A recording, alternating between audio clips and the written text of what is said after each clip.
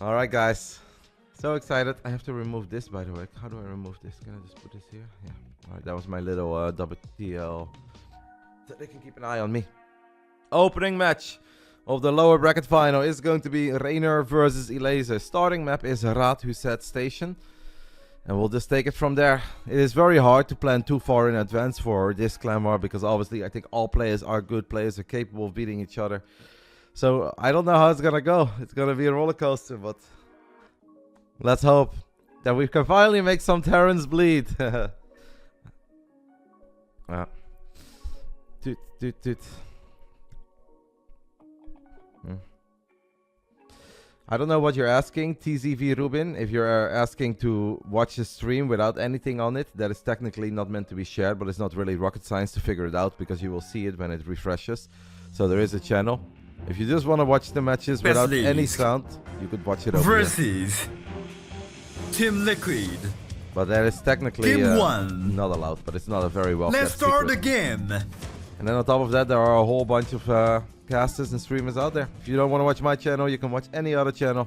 Wardy is covering it, Statfast should be covering it, Cranky Duckling should be covering it. I will be rooting for these boys, guys. In the top right side of RotterdaM Station, we are looking at the main base of the man that's representing Basilisk. He's pumped up. It's the Italian stallion. It's Reynor. In the bottom left side, we are looking at the main base of the man that's representing Team Liquid. The Polish Zerg, a veteran, Miko, aka Elazer. You did realize there was no official cast? Yeah, there is an official cast, but that is just in Mandarin. Obviously, for tournaments, to hire casters to work on a different channel to provide an official neutral commentary, like that costs money, right? And that's probably not money that they want to spend. They are very focused on, I think, their audience, but they are at least very chill to us and say like, hey, anybody who wants to give commentary to these games, be our guest. So commentators, the foreign ones, do not get paid to cover these games, but what we do get is amazing content that we can show to our audience. There is a Reynor is singing, yeah, he likes to hype himself up. Somebody said Statfast overslept. I don't think Statfast really overslept. I just think that we are starting earlier than we were supposed to, but that was shared with us yesterday. And it's obviously very early over on the East Coast. So we're free to be as biased as we want. Yes, I also explained this in my comment, because I don't want to explain this throughout the entire day. I know that obviously we're going to have people stop by the channel today that normally don't stop by. And they may be wondering like, why the hell is this commentator so biased? It's like, well, because I can. It's my Twitch channel. I can act however I want, as long as it is within the TOS, obviously, and it will be. And I will show love and respect to the opponents, of course. And if they do amazing stuff, I will still appreciate it as a Starcraft fan. But let there be no mistake that I am going to be biased. Elazer is going to open up triple hatch, guys. Triple hatch gasless. This is one of the things that Reynor did talk to me about, that he was a tiny bit concerned of. As we can see at the bottom of our screen, Reynor is mining a little bit of gas, not a whole lot. But yeah. This is RotterdaM Station. It's a pretty crazy map where you can get away with greed. Reynor is also still going up to 3 bases very quickly. You can still give some unbiased territory. It doesn't hurt. No, it doesn't hurt. But in the end, I am very invested in the success of my team. So I am going to do my best to obviously root for them, cheer for them. Today I am just a fan, mate. And if you don't like that, once more, you are free to watch it anywhere else. I will not blame anyone if they don't want to listen to a biased commentator, but that is how I am going to do it today. That is what makes me happy. I think that is what is expected from my team as well. I don't think they would be very happy if I sit there and I'm like, wow, Elazer takes down Reynor, woohoo! Like, no, it's not gonna happen. Nobody forces you to be here, matey. I am a Liquid fan as well. I love Team Liquid. I love everything they've done for StarCraft over the last 13, 14 years. As I said, we'll always be kind and respectful. Good luck to Mana. Hello, Mana. Have fun, mate. Good luck, good luck. We're going to fight hard, fight fair, and we're going to root for our boys. That's the way we're going to do it. Reynor has dropped the Evolution Chamber, fired up the lair, dropped the Roach War, and both players are in all-out macro mode so far. As I said, RotterdaM is a very unique map because of that pocket expand where you can go up to 3 bases. a lot safer and a lot easier than you can in any other map in ZVZ. Despite the fact that Reynor took a gas a little bit earlier, he's still a little bit ahead in the attacking department. I gotta say, that gives me confidence. Roddy versus Clem when? I don't know if that Claymore is ready. I know Clem, he's sweating. I showed him a clip the other day to assert my dominance. You guys saw it, some highlights of Roddy landing some Purification Novas on the army of Clem. Could very well happen again today. The only thing I'm kind of upset about is Roddy making fun of my hockey team. Mate, if you support a hockey team called the Hamburg Freezers, that's not up to me. I'm sorry, but that is going to be funny to everyone. That's not you. Hamburg Freezers. Elazer is the one who fires up 12 roaches, guys. He has stopped making drones. Reynor is still building drones. This is already where I get a tiny bit concerned, because this is also a map where you can get a creep highway. This is the kind of map Reynor is scouting, though. And I think he sees a lack of drones there, guys. Reynor didn't see everything. Okay, it's a Nidus. It's Queen Roach Nidus. Yeah, it could have been a highway. It can also be a Nidus, because this is a large map. Now, as long as Reynor can just deny any Nidus from going up. Okay, we have some spotting overlords. We don't have vision, indeed, of the corner, as he is playing on the Jack Frost, by the way. Big moment here, guys. Very early on into our clan war. Basilisk versus Team Liquid. Opening match. Elazer is going to play it with a lot of heart and commitment. And he's going to try to get Nidus networks up. Reynor is keeping an eye on some of these units. We're getting some spines. We're up 13 drones. That is a lot. Okay, I love this. Reynor is dialed in, baby. Spreading more overlords to get as much vision of his main as possible. He knows that any Nidus that comes up is dangerous. And as long as the Nidus doesn't come up, Reynor is going to be cooking. I think I like where this is going, but ask me again a minute from now.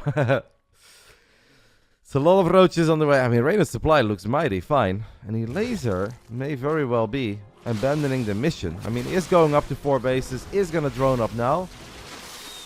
So yeah, then I still like it. It's a bit of an awkward fight here, because obviously Reynor has to go through his own little wall off and his choke point. But Elazer cancelled the Nidus by the looks of it.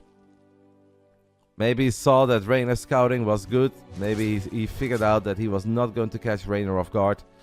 Reynor with a follow-up scout might be a tiny bit concerned about Aspire now, as we drop a Contaminate as well in the Evolution Chamber to slow down those upgrades.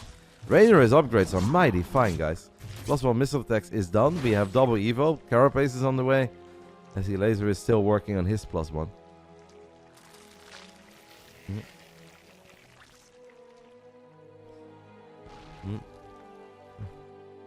What is happening? That is heavy therapy, and I think you're missing the point, mate. I don't know if you're trying to troll me or if you're arguing. that is not a thing. If I am on my own Twitch channel, that is not a thing.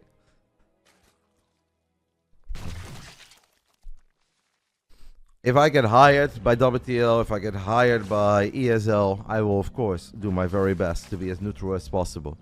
If I am just having fun on my own Twitch channel, you can go live too, and you can have fun on your Twitch channel. There's no such thing as someone with my status needs to do X or Y. No. Do you know what my job is on Twitch, mate? My job is on Twitch to have fun. And I'm going to have fun today, and I'm going to be rooting for my boys. I don't think it's rocket science, but if you're unhappy with it, once more, you're not forced to be here, matey. Reynor is maxed out and has an upgrade lead, as he's going to try to see if he can make something happen here. Elazer's got a strong defensive concave. If they hire me, if I, let's say we live in a world, and hopefully that happens, where WTL gets produced offline, as Reynor is going to try one more time, so we'll cover that later. I don't think there's too much we can do here. I mean, obviously upgrades are very important. The positioning of the Ravagers is important, but I think both players doing a good job so far in keeping their Ravagers safe, as both of them have Hive on the way. The one of the Elazer is done, so Elazer is a little bit quicker on the Hive. Like, hopefully, guys, in a dream world 2024, we have an offline event, as Elazer made a little mistake here with a couple of these Ravagers. They are exposed. I still think this map is a little bit too big to just keep on pouncing. Defender's advantage should be massive here. I don't know if I love the fight, but so far so good, I guess. As Elazer is investing in Groove Spines, is investing in Hydras. Reynor is surprising me here, guys. That went better than I thought, even with the defender's advantage that Elazer had. Reynor is very close to killing that hatch as he wants to get a few more ravages. This is looking mighty fine, guys. I think we're off to a pretty good start here. As that hatch is 1 or 2 hits away from dying. It will go down to the Crucible. The Brooklings will flank. It's a tiny bit annoying, but now we're looking at 4 base Reynor against 3 base Elazer, and he's up 2 upgrades. Always a bit scary if we lose a lot of units, that the counterattack is devastating, but so far Reynor is playing good. Felt that he was dialed in, the scouting was good, the reactions were good, he played it safe. Elazer knows that he needs a Hail Mary play, so he is gonna go for the Knight as round 2. But this time around, that is not for roaches, it's obviously with the idea of getting a couple of lurkers to the other side of the map. It's gonna take a long time before he has his lurker upgrades. Elazer does have a lot of roaches and ravages coming down this ramp. The upgrades are still heavily in favor of Reynor. Obviously Reynor had a pretty nice concave as well at the bottom of this very large ramp. I mean, these kinds of trades are perfectly fine. I think we're off to a good start here, guys, as Reynor has taken an 80 supply lead. And Jack Frost, the Rizzler, as he likes to refer to himself, takes the 1-0 lead for Basilisk. So now Team Liquid and Elazer have loser pick, and they can pick any map besides the map that we have vetoed. They can even pick the map that they have vetoed, but that would not be possible because they vetoed Red Hussat. They can still pick it themselves, but obviously since it was the starting map, it has to be a different map. So Elazer can pick any map that is not Hecate. We as a team have decided to veto Hecate. To go back to our thing that I feel like was perfectly covered in my comment, but since it is still confusing to 1 or 2 people out there. If there is a world where in 2024 we have a big offline event and the WTL finals happen offline, and they have a dedicated English stream where they hire commentators, I would love to be neutral. I would love to be there. I'd love to be invited. And I would obviously do my best to be a professional and be neutral. Of course, deep down inside, I'd still be rooting for Basilisk, but people wouldn't notice. But on my own Twitch channel, where I am just here because of my love for the game and my love for the team, I don't have to do X, Y, or Z. Who would force me to do that? That's not a thing. My channel, I can have fun. I'm gonna have fun. And the good news is that you guys can also watch it on other channels where the commentators will probably be neutral. Maybe they have their own favorites. Maybe they will be rooting for a certain team. I don't know. That's the last I will say about it. And no, I'm obviously, like, I'm not gonna be ridiculous, guys. I think you guys know we've done this many times before that I'm not gonna be ridiculous. But will I make it obvious that I'm cheering for Basilisk? Of course, I'm not hiding it. Be weird if I wasn't. Hello, Johan. Of course I am, mate. And I know deep down inside you are too. Round 2. Round 2. Fight! Bottom right side of Oceanborn. We are looking at the main base of the Italian Stallion, taking the 1-0 lead for us here in the lower bracket finals. Basilisk Reynor. Top left side, we are looking at the main base of the man who managed to go all the way to the grand finals in GSL vs. the World, and also won a DreamHack Masters Valencia many years ago. Team Liquid's Elazer. A fun fact about Elazer that I think a lot of people sometimes forget about him is that there was a time that he was the foreigner that had the deepest run ever at BlizzCon. I believe the year was 2016, but it could have been 15 or 17 as well. I'm pretty bad in keeping those years apart. And Elazer made it all the way to the semifinals after defeating Showtime in the quarterfinals. And at that point, no non-Korean had ever gone that far at BlizzCon. The following year, Elazer made it into the top 8 of BlizzCon again, but back then he lost to Special. I think those years were 2016 and 2017. Thank you, Beef Stewie, for the 10 months. I have just disabled my alerts, because obviously I don't want to be too distracted by text-to-speech and whatnot. Also the first foreigner to beat Dark. I don't know if he was the first foreigner to beat Dark, but he was indeed the one that snapped that very long winning streak that Dark had. There was a time where Dark would just never, ever, ever lose to non-Korean players. Up to the point where he won like 50, 60, 70 series in a row, whatever it was. And it was Elazer on that BlizzCon that I previously mentioned that stopped the streak back then. Super important to win a map here to keep Reynor alive, yeah. Obviously, Doom scenario avoided. Like, it is important that you don't plan too far ahead. I think the motto of today, as I've been watching a lot of Seal, is that we are never out of the fight. So there is no need to panic whenever things go right or wrong, but it is very difficult to plan too far in advance. All these players are good, they're capable of beating each other. But yeah, it would have been a doom start if Reynor would have lost 0-2. That doom start is avoided. Now let's hope that Reynor can stay on, because that would be massive.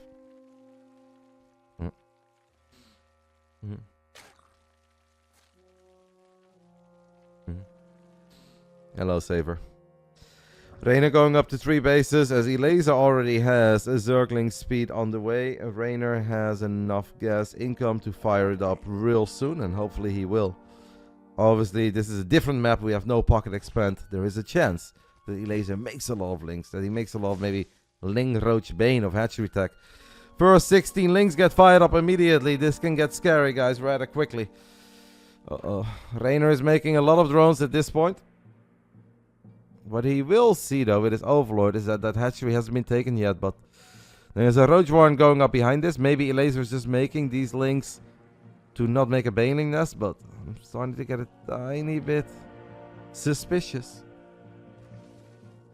The orange bubble at the top side of our screen indeed represent the lives that we have. Both teams still have 4 lives. Reynor is building units down. That's very important. I just hope it is not too late. I don't think it is too late. Elazer is sitting on a lot of links, guys. He's hiding them. He's waiting. He's baiting Reynor to go back into droning. And Reynor is making 1 or 2 drones. Elazer is doing the same thing at the moment. Surprised that... Okay, there we go.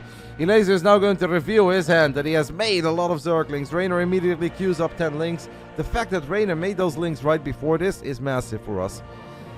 Queens are here to obviously buy a little bit of time. I think in this choke point, as long as the links don't get a full surround and everything, we're going to be okay. Elazer is now going to dance between the queens, the links, and that hatchery. 1 or 2 drones, unfortunately, there were stuck. I mean, they soaked up some damage. Another drone will fall, but this is all very acceptable. Reynor survives. He's down still a couple of links. I think he didn't really have to lose those drones. But in return, Reynor kills an Overlord. And we'll take that.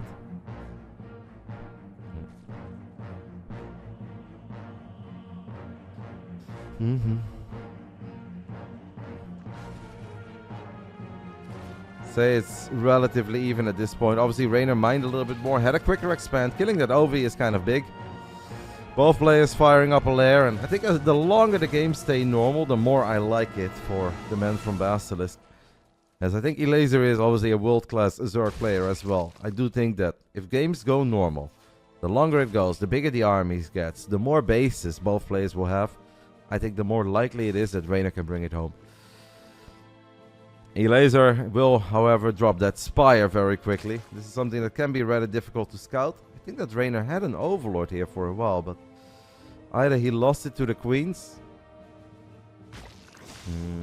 Oh my goodness, Reynor only has 6 links at the moment. Does have a lot of roaches in production tab. Roaches in choke points are very good. But by losing those links, guys, and making all these roaches are not going to be very useful against the Spire follow-up of Elazer. Unless Reynor would like drop a Nidus immediately and have a Queen Ling Nidus, but seems like that is not going to happen. Elazer is going to get away with this quick Spire. He's even faking Reynor out. This is some really cool play by Elazer, guys. Spreading out the Overlords, creating a bit of a creep highway with the idea of like, hey Reynor, you should be careful. I'm ready to attack you. I'm ready to make a lot of roaches. This scout is decent. That scout could be even better. I mean, it's obviously a tiny bit late, guys, but it's still so much better that Reynor sees it now than that he never sees it. And what is the plan now for Reynor? Reynor knows that he's got way more roaches than his opponent. He's making links. Is Reynor going to attack? Is there a world where he can hit before Mutas are out? 8 Mutas get fired up. Will Reynor Nidus, maybe? To get queens? Is he going to make... He doesn't have Overlord speed, right? I don't know if he can do this, though. I don't know if this attack can still hit. Now, it's going to take a little while before Mutas can clean up that many roaches. Elazer is already evacuating the third to make sure that he won't lose too many drones there. It's going to be interesting. Mutas will kill roaches. Roaches without roach speed running to the other side of the map. Reynor is just going to try to get into the natural. This is a big play. A lot of these units are going to die. Now, the only question is, how many drones will Reynor get? Most of the drones have been sent into the main by the looks of it. I mean, this is a lot of roaches, guys. The links are counterattacking, though, on the other side of the map. But Reynor is taking, I think, pretty good care of his drones. Lost a couple of workers, but he's gonna kill a whole lot more. Muta count is climbing. So far, it's decent damage what Reynor is doing, but Reynor needs a little more than decent damage. We need great damage to justify losing all these roaches. It's a lot of lost mining time. It's a lot of indirect damage. As the roaches are now going to work on that spire, but spires are pretty tanky, so we're not going to kill that. At least picking up a few more roaches is nice. It is also nice to keep an eye on what Elazer is building. Reynor gets out of all of that with a pretty nice supply lead. We have all of our queens still. We have energy. Spores maybe tiny bit late, but the Mutas don't have tactical jumps, so it's going to take a little while before they make it to the other side of the map. And the next 30 seconds are going to be very important, but I believe it's looking alrighty, guys. By making all these roaches and sending them to the other side of the map, he obviously forced Elazer to get a lot of ground units as well. But the ground units of Elazer are not going to make his damage on this side of the map spiral. I would say it's good, but it's still a game. Reynor is sitting on some minerals, maybe just waiting for the Hydra then to come online. As he has a follow-up scout with the Overseer. Would love to see if Elazer is dropping any other structures. What Elazer is rebuilding, if it's going to be more Mutas. If it's maybe Muta Ling Bane. Is Skillers available for today? Well, mate, I would like to let you know that the captain of Team Liquid did not share that information with me. Shocking, I know, right, guys? It's almost like they are rooting for their team. I don't know. We counted on Skillers being available, but it could have been Reynor versus Skillers first. It could have been Reynor versus Elazer first. It was pretty obvious that their Terrans hate RotterdaM, as they have vetoed RotterdaM throughout the entire playoffs. So we knew that it was going to be Elazer or Skillers. Look, since it turned out to be Elazer, I think Skillers might not be available. I mean, Elazer is great, but so is Nikita, and especially on a map like RotterdaM. I think if Skillers was available, they would have probably gone for Skillers. So I'm going to say that I don't think he's available.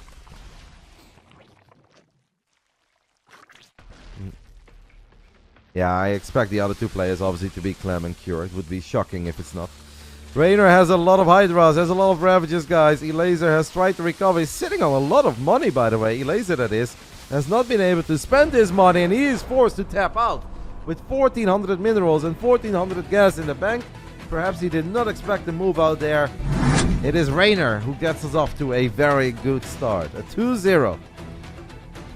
And we will take it from there. Second map in this Clem War is... Let me take a look quickly.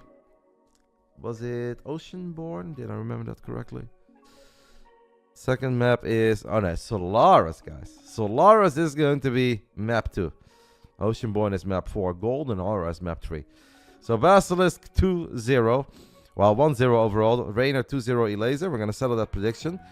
Now Team Liquid has to choose. Who do they send next? Is it Clem? Is it Cure? Or do they truly surprise us? And is it Mana or Skillers?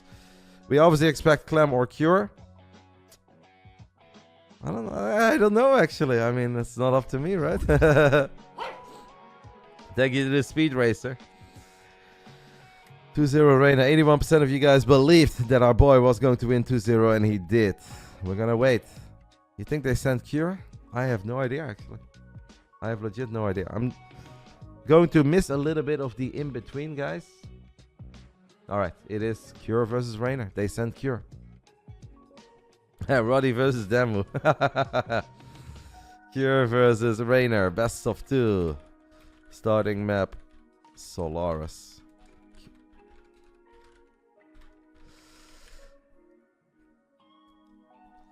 I'll give you guys 10 minutes. I think that will be doable. Reynor actually changed his nickname. This is for real or just a fun match to have? Obviously, he did not actually change his nickname to Jack Frost. That is just something that he's having a bit of fun with because of his hair.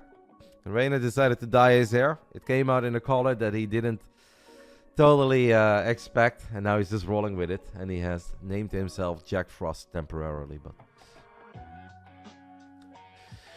Anima says, who's gonna step Clem though? Well, Clem is very good. Cure is very good. What I do think is funny, guys, and that is that the recency bias in everything is so strong. Like a little month ago, it was always like, oh, Serral wins everything. Oh, this and that. Or Reynor wins everything. And then Clem wins the DreamHack Masters Atlanta or the ESL Winter Championships. He's on a roll yesterday in the playoffs. And all of a sudden, people are like, I think Team Liquid is the favorite. I think Liquid is going to take down Basilisk. It goes very quick. Hey man, a little off topic. That's okay, mate. Between games, I don't mind. I got a job offer in RotterdaM. I am Italian. In 10 seconds, how is it in the Netherlands from a job perspective? I am an engineer. Not totally certain what you're asking me. I obviously know very little, mate, about the engineering industry. But I think you'll be happy, mate, if it's a good job offer. And the prospects are nice, then yeah. If you're asking if we love Italians, we do. Especially tiny ones. Very short ones with blonde hair. Those are our favorites, but yeah, no. I think you should go for it, mate. Why not? RotterdaM is a cool city. Is Clem still sleeping? I highly doubt that. Maybe he's having camera issues again, as his camera did turn off a few times during the games over the last few days. How's income tax in Italy? I think it's very high. It's just Reynor and Roddy. Oh wait, this is like 3 minutes ago. I guess the rest of the teammates haven't joined yet.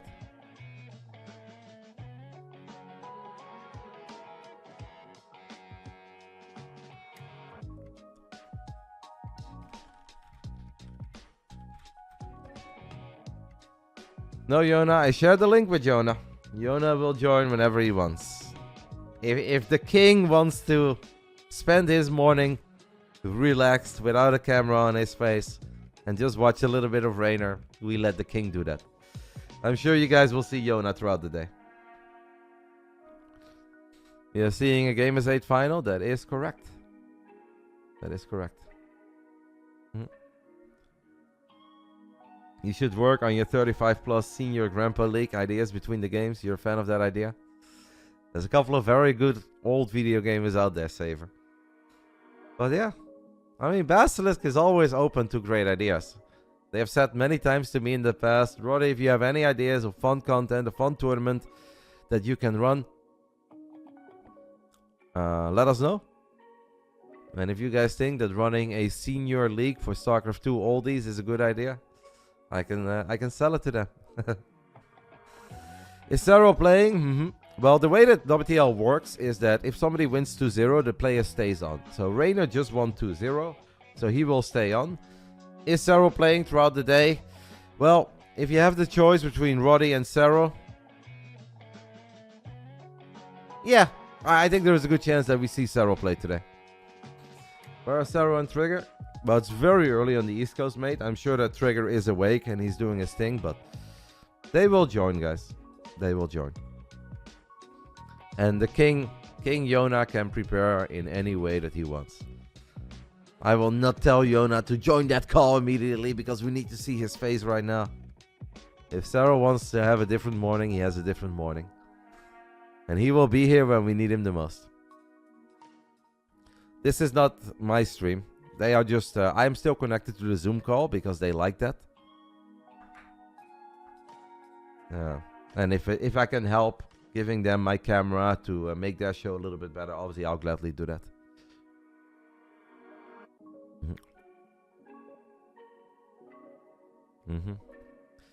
Why only 0 to predict? Each magap you may live in a country where you cannot wager channel points. Alright guys, a rematch of the Gamers 8 Grand Final that we had, give or take, 5 months ago in Riyadh, Saudi Arabia. Reynor and Cure made it to the Grand Finals back then. Cure took the 1-0 lead, I believe, and then Reynor won 4 games in a row. BASILISK versus Team Liquid. Game 2. Let's start the game. Let's start a game. I'm ready, mate. If you're ready, I'm ready. Here we go. Round 1. Fight. Bottom left side of Solaris, we are looking at the main base of our Italian stallion, Basilisk Reynor. In the top right side, we are looking at the main base of our Korean Terran, who joined a Team Liquid on the 10th of October, something like that, 2023. Obviously is a great asset for them and has helped them make this great run so far in WTL Code S. It is Team Liquid Secure.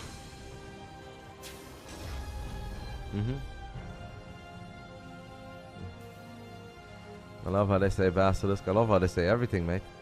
Such good starting maps for Basilisk. A lot of pro Zergs will tell you, mate, that Solaris is not a Zerg map. I have confidence in Reynor on Solaris. I'm a tiny bit surprised that they decided to go with Cure here. But maybe Cure loves this map. Obviously, I'm not super dialed in on what Cure loves and what he doesn't love, but feel good about this. I think we can look at this best of two from a Basilisk perspective, that if this goes 1-1, Reynor wins 1, Cure wins 1, that's not bad for us. If it is 0-2, that's obviously not great, but if this goes 1-1, it's okay. If Reynor goes 2-0, then we're flying. And we're definitely not there yet, but then we would be flying. Who else could they send though? I would send Clem. But I'm sure that they have discussed it to length, and I'm sure that Cure is confident. Of course, this is on a different patch than what Cure and Reynor played at Game S8 a couple months ago. Cure can only beat Reynor, can't beat Serral. That's their mindset, I think. Could be. You guys are free to speculate as long as you're nice. So the way that it works with revives is that we can revive one player to play another set of 2 games. But that can only happen after 3 players have already played.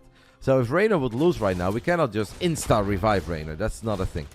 We would have to wait until everybody has played, and only then we could decide to revive Reynor. And it's also important to keep in mind that if you revive a player, they cannot play in the ace match. Europe against Korea would never be on East.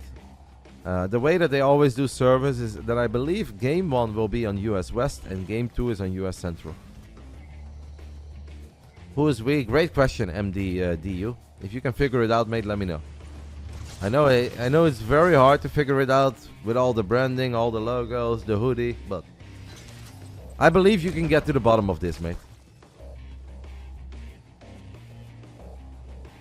I believe so, Item Protos. I believe so.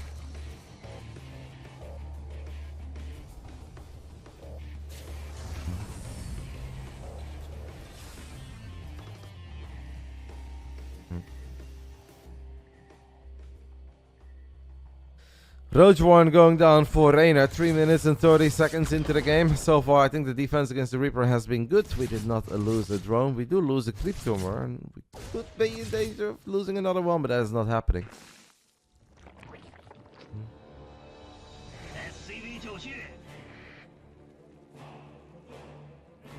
I believe that our boy has been putting in quite some work over the last week. Reynor obviously makes it no secret whenever he slows down a little. Throughout the year 2023, I think Reynor worked incredibly hard, and I think you guys saw that. In Katowice, he looked great until he lost to Oliveira, but everybody lost to Oliveira on that day. It was still a great tournament for Reynor besides that. Won a home story cup, and obviously won Game S8 as well. So I think it was a successful 2023. Towards the end, he slowed down a little, had some fun, focusing on other stuff, moving around a little bit, traveled a little. He's back. And he's ready. As obviously we are not that far out from the Intel Extreme Masters in Katowice. Actually starts in the beginning of February, guys, and that's a month from now.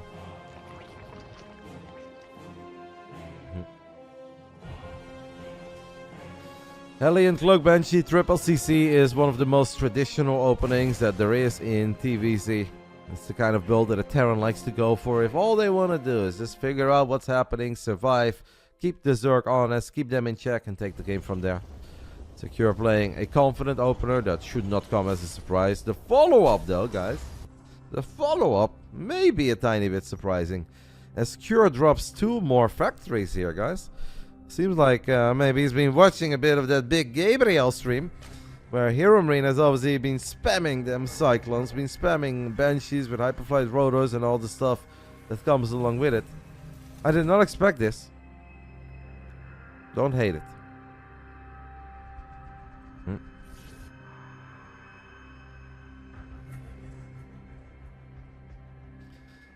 Hyperflight Rhodos is indeed going to be the next upgrade that is going to get researched on the tech lab of Cure. Reynor going up to 4 bases. Would be very annoying if the Banshees get a cancel on this hatchery, but not sure if Reynor can do too much about it. Yeah, we have some queens, we have an overseer, so it should be okay. Can do more than enough about it. For Cure, it's very important, guys, to not bleed out any Banshees early. This is like one of these builds that, whoa, that's a lot of damage on one Banshee, and Reynor gets the kill. Jack Frost. One shot, one kill. That's big, guys. Getting a Banshee without losing a single drone. Reynor has been playing a lot of Archon mode throughout the week. And for people that are listening and not that familiar with Archon mode, what that means is that Reynor by himself plays against 4 or 5 other players that all control just one fraction. So it's a 1v1 game, but then instead of it being controlled by one player, you have 5 people controlling the Terran race. Reynor likes this kind of practice because he feels that it pushes him into overdrive. He has to be everywhere at once because obviously every single player can babysit every single unit properly and get max value out of a single Banshee, a single Raven, a single medevac drop. So Reynor loves that kind of practice. I've watched it a little bit. The games are obviously incredibly fast. So maybe then when he goes back to playing regular 1v1, everything feels a little bit slower. To be fair, he took more than one shot. It took a lot of shots, mate. The kill is big. The Goku gravity training, yeah. Consider it training in the hyperbolic time chamber. Or Vegeta. I mean, Reynor looks a little more like a Gohan to me, but... You know. Roaches are starting to battle Hellions on the edge of creep. Reynor with a little Changeling Scout. If these Changelings can get in deep, it can obviously be big. Hive is fired up for Reynor as he's got a Spire as well. Banshees are going to be annoying, but this is why it's so nice that he already picked up one. Because the strength of this opening, the strength of these Banshees with Hyperflight Rhodos, it often really comes down to just how many of them are there. 1 or 2 is annoying. But if you're looking at 5 or 6, then they can just get on top of 1 or 2 queens, get on top of bases, and kill them off, pick them off easily. Since Reynor killed one so early, that's not going to happen. As Reynor gets to surround as well on all these Hellions, I think a little sloppy by Cure. I don't know if he wanted to get rid of them or what the play is here, but yeah, that seemed easy. Light work for the champ. 94 drones already, as the Cloak Banshees are going to lose that cloak. So running out of energy, will be able to pick off 1 or 2 drones, but Reynor is looking incredibly sharp. 9 minutes into Solaris. Colaris. Can't help it. After you hear it, guys, you cannot unhear it. This map will forever be linked to Colaris. You know what? I think James is big enough of a legend that he deserves his own map. I can live with that, guys. The man has been around since what? The beginning of 2012. That's when he covered his first IEM. Or was it 2012 March, right, James? Your first big offline event. Intel Extreme Masters in Hanover. The beautiful city of Hanover. First big land. I know you did stuff before that. But yeah, the first big one is the one that I'm looking for. I think that was 2012. So after Colaris been around, guys, for 12 years, I think he deserves his own map. I also think somebody should make a RotterdaM map, to be completely fair. Get a little Erasmusbrug going somewhere. Beautiful city hall. But I digress. Oh, but Queens, by the way, guys, backstabbing the Banshees. As Reynor is also going to try to make some magic happen with Roachling, Ravager Bane. Should get an easy cancel on that command center. Cure obviously does have that 4 base setup. And I think that a lot of Reynor's game plan will come down to never allowing Cure to go up to 5 bases. A lot of these maps are designed in a way where going up to 2 bases, obviously super easy, as that is how Starcraft 2 is played. 3 bases, incredibly doable. 4, quite doable as well, but base number 5, that's often where high-level players will draw the line and say, I cannot let you get that.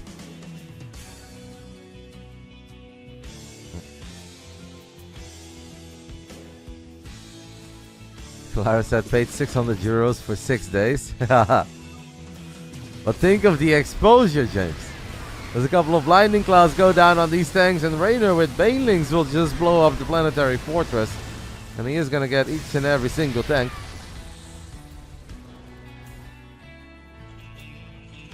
Big pickoff. Reynor has money in the bank, 96 drones. It is very important if your drone count is this high that you keep on being aggressive, that you keep on trading.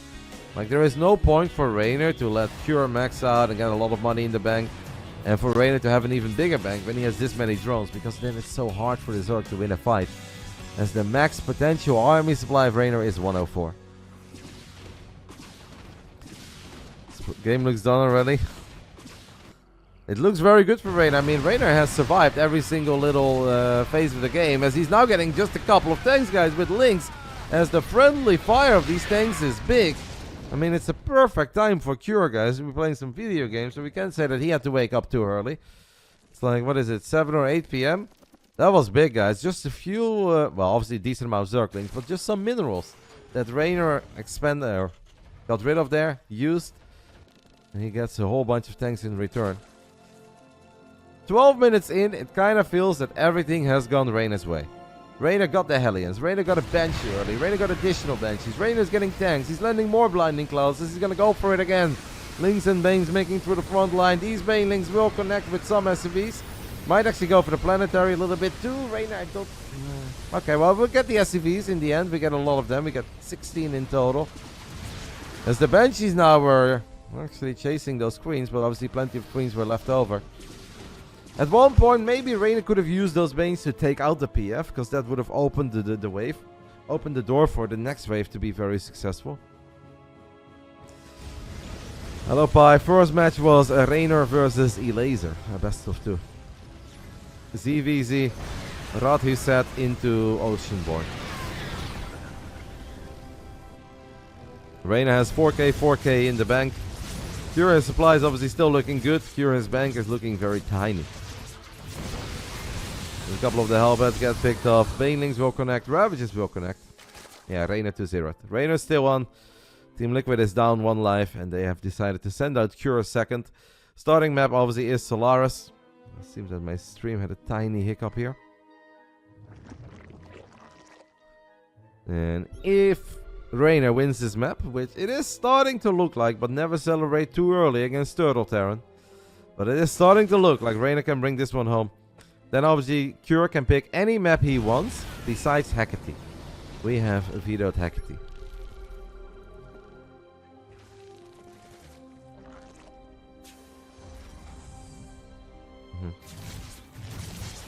Well, we actually only decided who we send out first after we knew that it was... I mean, I don't want to share everything, Lino, but what I can tell you guys is that we only decided who we send out first after we knew it was Team Liquid. And then we came up with a plan. We have Lynx, Banes, and Vipers and Ravagers getting on top of the third one more time. Some SCVs dying, not too many yet. Reynor needs to be a tiny bit careful as there's a crazy amount of tanks on the high ground. I would say out of all the attacks, this is the one that I was the least fond of. But he did get rid of the Planetary Fortress. But this one could have gone a little bit better, but with the bank that Reynor has, it is okay. How does map voting and banning works in WTL? Both teams can veto one map for the entire clan war. However, there are starting maps. So there are just 7 or 8 or 9 starting maps laid out. And you have to start on those whenever a new set starts. And then it is loser pick. And you can pick whatever map you want if you lose the first map. Besides the map, obviously, that the enemy team vetoed. Team Liquid vetoed Radhuset Station. So you guys won't see that anymore. Unless one of the Team Liquid guys plays it. But that would be very strange. As Reynor gets the Planetary and the double kill, by the way, on the Liberators. That's big. We vetoed Hecate.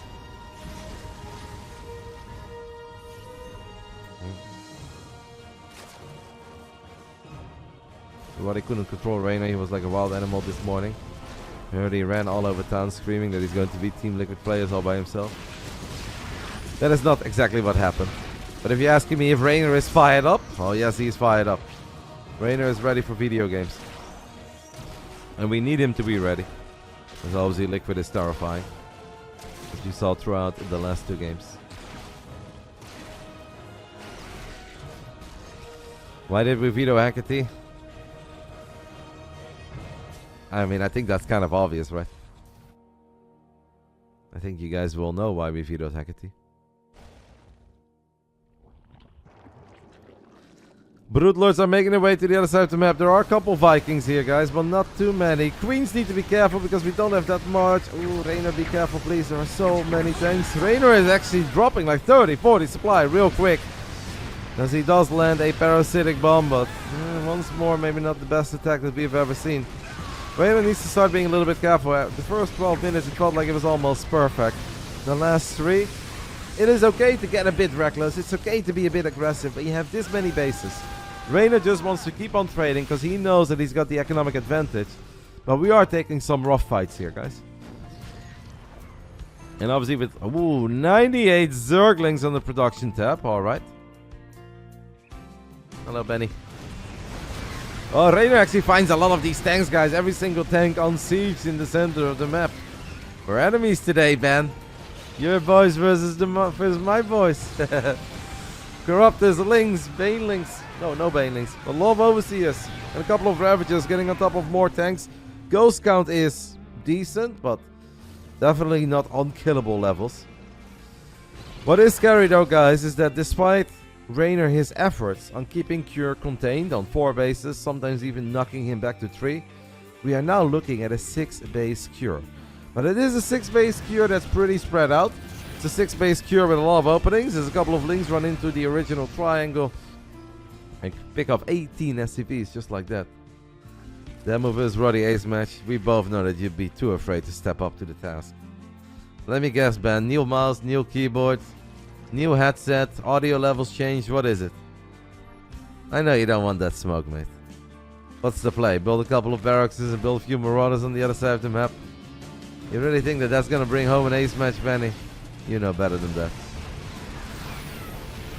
Broodlord's getting on top of a rich Vespian Geyser. I challenge you every single week, Ben. And you never won any of that smoke. Let me guess, too cold in Sweden? What is it, -20? Boo-hoo. Oh, Alice, does the central heating not work today? I have to play against my good friend Kevin, but it's so cold. All of a sudden it's Elazer fault. Cure income is higher than Reynor. Yes, because Cure did get up to 6 bases for a brief moment, and obviously Cure has a lot of orbitals. And a Terran on 6 bases and a lot of orbitals, it's hard to compete with.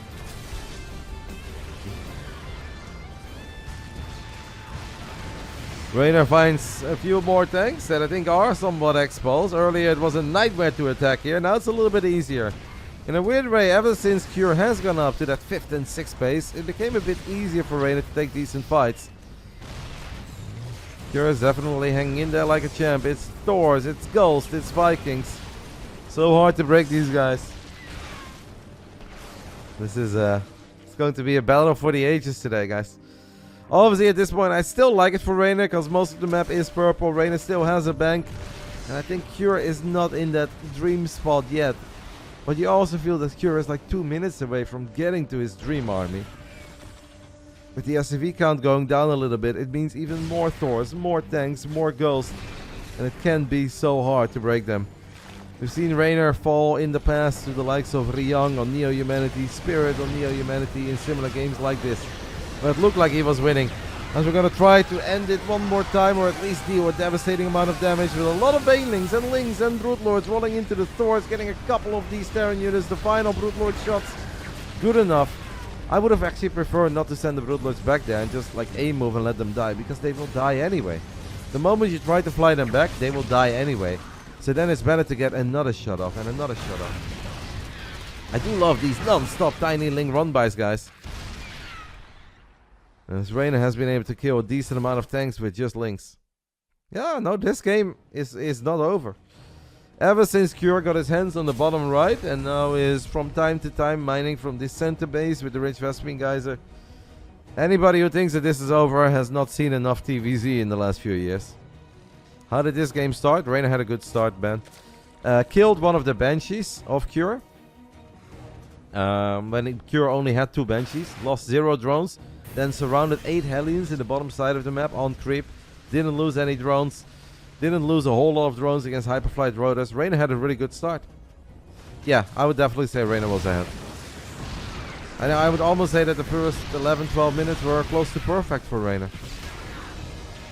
Will he get ultras at some point? I mean, they are cheaper, right? The ultra buff is the thing. I'm sure that we'll see some ultras eventually, but I don't think here on Solaris. I think if Reynor wanted ultras, we would have already seen them. I think Reynor fears the ghost too much. I know, Ben. That's why I brought up the games against Spirit and the games against Reynor. As obviously not everybody's reading chat, but my friend Ben Demo, a Team Liquid, Starcraft 2 and Age of Empires player, is saying that this game is slowly turning into the kind of game that Reynor does not really like. And I do agree with you, but I think Reynor is also doing everything within his power to prevent it from truly becoming the kind of game he doesn't like. How's resources lost? I wish I could tell you, mate, but I am not joining these games. I am not in the game. I'm not your observer. I am just watching a stream and trying to make it fun and exciting. As Reynor lends a blinding cloud, gets a couple of these tanks. Hellbats on the top side of the map as a fuel tank. Hashtag roll out, guys. Cure thinks he's playing World of Tanks. Oh, that's big, guys. That is big. As Cure snipes 3 of the Vipers of Reynor. Cure gets 3 Vipers with a lot of energy.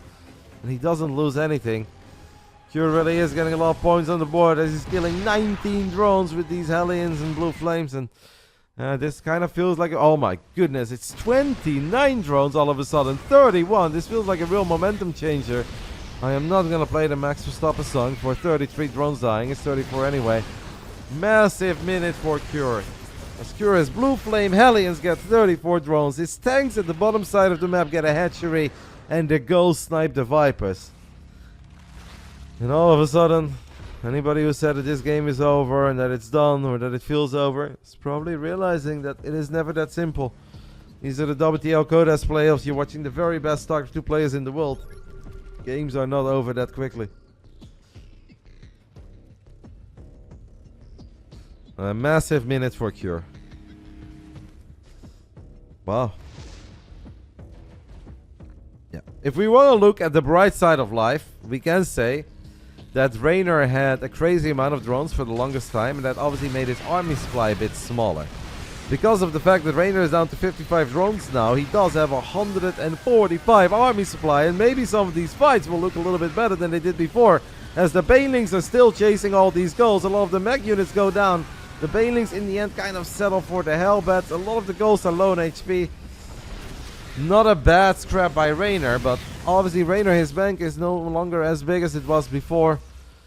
Cure's supply did take a severe blow too. Cure has an orbital. It's almost like hiding at the bottom side of the map. 5 Liberators, 7 tanks and 8 ghosts are left for Cure. If Reynor scrapes every single penny together that he has and he maxes out immediately again, he might be able to do it. Getting scary. Lings, Roaches and Ravagers are going to run into... Come and use a Crucible on that Liberator, please. He's going to do that. Surrounds all those tanks there. Big pick-off as Cure supply is definitely taking a serious hit. Cure has a tiny bit of a gas issue, but he does have his hands on that rich Vespian geyser. Or, as our good friend, the demo would say, the very rich Vespian geyser. It's a classic, man. I know you haven't watched me all that much lately, but can go a game without talking about your very rich Vespian geyser. Hello, Coco. Lings, Roaches, and Ravagers in the Naturals. We land a couple of corrosive out. Oh, come on. We needed one more. One more for the double kill there. There's two Liberators are very adventurous. Okay, I don't know about double power bomb here. That feels... feels like a little much there, guys. But hey, I guess it's only energy. I guess Reynor thinks that he can get that energy back quickly. Ooh, it kind of feels that this game will be decided in like the next 2-3 minutes. As Reynor is obviously running out of gas, running out of resources. Losing Overseers is scary. We need to make sure that we always have those Overseers. We can't ever win a fight without Overseers. As the ghosts get in range, land a few more snipes. Reynor's piggy bank is gone. Most of the bases have been mined out. I think it all comes down to the next 2 or 3 minutes. Cure loses another planetary. It's been one hell of a game. Came down to the wire. This is kind of it. Reynor doesn't need okay fights anymore. Reynor doesn't need a trade. Reynor needs a home run. A slam dunk victory. We land a nice fungal, at least on all these Hellbats. I don't know if that's going to be the difference maker, but it looks satisfying. As the Ghosts are going to try to get in range of the Brute Lords. The Fungal does land though, makes it a little bit harder. Not that much anti-air left here for Cure. Reynor still maxed out as the Corruptors are taking care of these Liberators. The Lynx and Roaches are waiting patiently in the back. The surprise next wave of Brute Lords. Is that then good enough? As breaking, especially this base, guys, is so important. Reynor also needs to make damn sure that Cure cannot get his hands on that 6 o'clock position. Massive fight for Reynor. Massive fight for Reynor. A lot of SCVs going down that are trying to save this Orbiter. I do believe this Orbiter will get saved. Reynor knows about that base at 6 o'clock. 100 Zerglings out on the map. Cure loses that base quickly and Reynor says, I believe that is mine, sir. I believe I own this property. Cure his bottom right base, and that's obviously the base with the highest amount of resources left that Cure still has. Now under a lot of danger too. Cure is like, hey, earlier I found a lot of success with some Hellbats. I'm gonna go ahead and do that all over again, as he does kill 18 drones very quickly. Reynor wants to get this PF so bad. The Broodlings are working on those SCVs as well to make repair a little bit less effective. Can the Brutes, with the lack of damage that they have compared to the old days, do enough damage to the PF to kill it? And obviously, as you guys can see, the answer to that question is yes. Cure does get fully on top of that base in the top side of the map. What a game between these two, man. This can truly turn into a TVZ day for the ages. We haven't seen a Terran player lose a single game yet in the WTL Codex playoffs if it wasn't against another Terran. But my fighting words today that some Terrans will go down today, and hopefully a lot of them will fall since we don't have any Terrans on the team. Cure is down to 104 supply. He knows that, I mean, he needs to get income.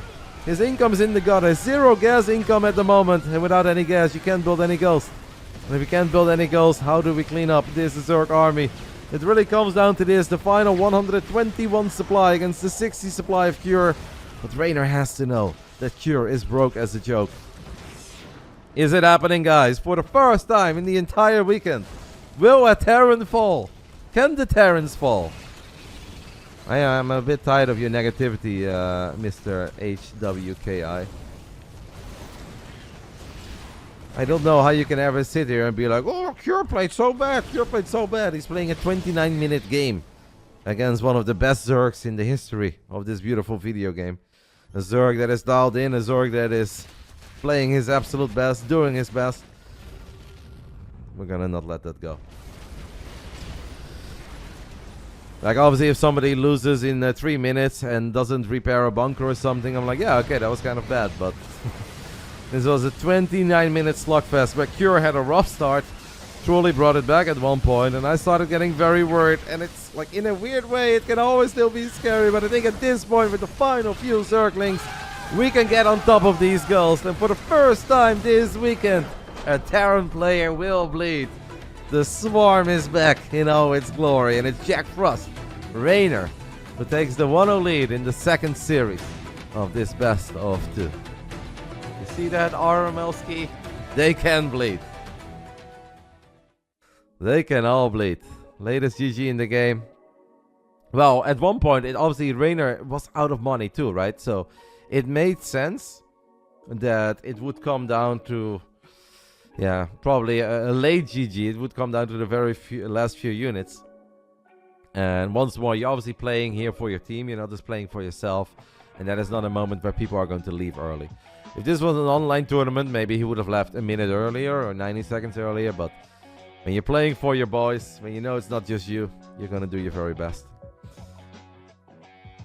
Boya is guessing the next map. I expect to see them pick some Side Delta.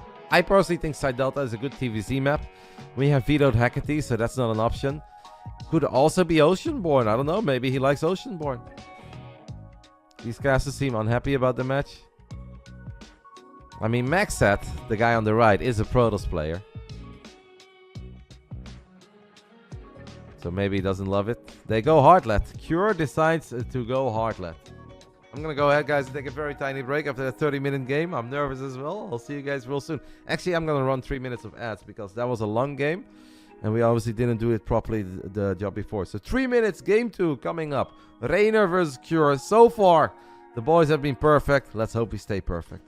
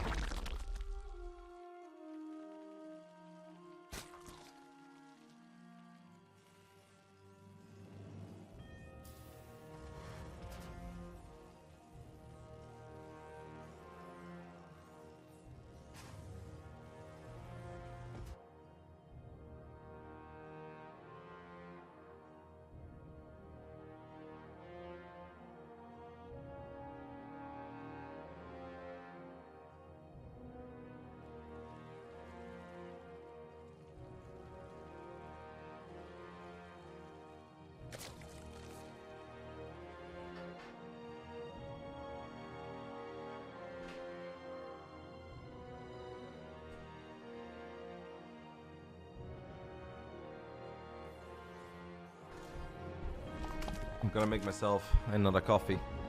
But we can do the intros quickly. As I said, it is Hardlet. Bottom right side, obviously our man, Basilisk Reynor. Top left side, representing Team Liquid. I was just thinking, by the way, my tiny little mini break, that he was here last year. Lower bracket final. Back then he was representing Abydos. It is Team Liquid's Cure. Last year Abydos made it all the way to the final round of the lower bracket. And Serral played a lot of games. Way too many games.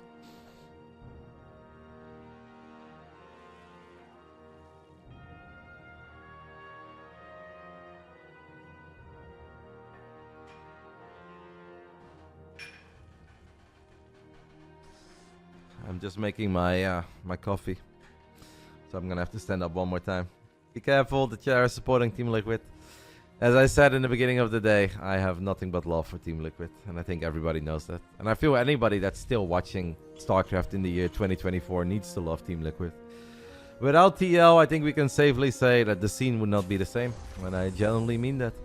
They have been amazing to this game from the very beginning till the very end, always supported players, ran tournaments, created a community. Team Liquid is a 10 out of 10 esports org.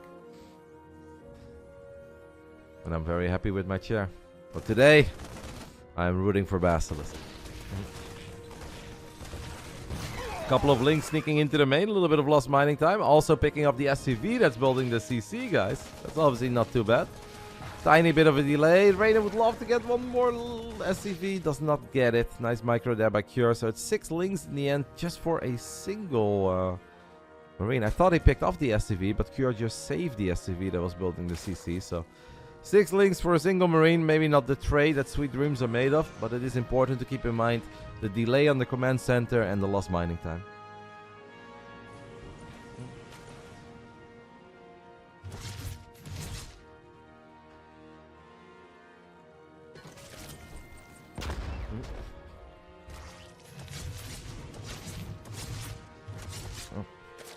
I don't think there truly is any flashlight. Obviously, there is your different social medias, right? You can use Discord servers, you can use Twitter or whatever, but when it comes to like websites, Team Liquid and Reddit are the 2 places in general for StarCraft 2. Christmas tree, Henom. I've got this one for you, mate. Exclamation mark. A triathlon. It will answer all your questions about my Christmas tree. Guten Morgen, Jimmy, mein Freund. As Reynor has a roach war and he queues up 5 roaches. I'm using the lucky mug, by the way, slowly. I don't know if you are here, but... my beautiful Canadian mug is back. Team Liquid indeed also runs the TLMC, the Team Liquid map making contest. I mean, I didn't cover all the reasons why Team Liquid is awesome, guys. I'm sure there are many more. I just mentioned a few at the top of my head. Such a shame. I wanted Roddy to all kill DKZ. Maybe next year, mate. Maybe next year. I think you guys know that the fire is still burning and I'm always trying. It's just really hard. I think the main reason why a lot of us love StarCraft is because we know it is such a difficult game. It's such a competitive game and I never stop trying. I am not a caster because I love casting so much more than I love playing the game. If I was half as good as these guys, I would be playing here today. Unfortunately, I'm just not that talented. I'm not bad, but I'm not that great. Legalek does not have anything to do with Team Liquid. Good morning, Eon Blue. Good morning, Mars Bar. I had a hard time falling asleep yesterday. I finished the entire Season 6 of Seal. Got me pumped up. I was excited like a kid before Christmas.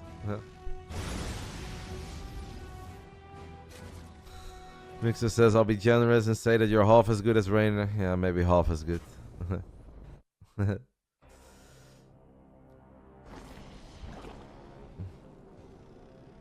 What did I write, Alex? If I wrote it wrong, let it be. Whatever. I'm not taking the triathlon all that serious.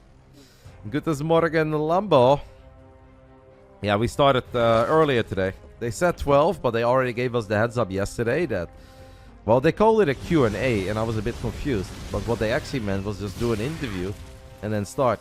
I think they were a bit terrified by the marathon match between Team Liquid and Shopify Rebellion yesterday that if we would have 2 of those matches, that the Chinese casters would have to stay up till like 6 a.m. and I don't think they want that.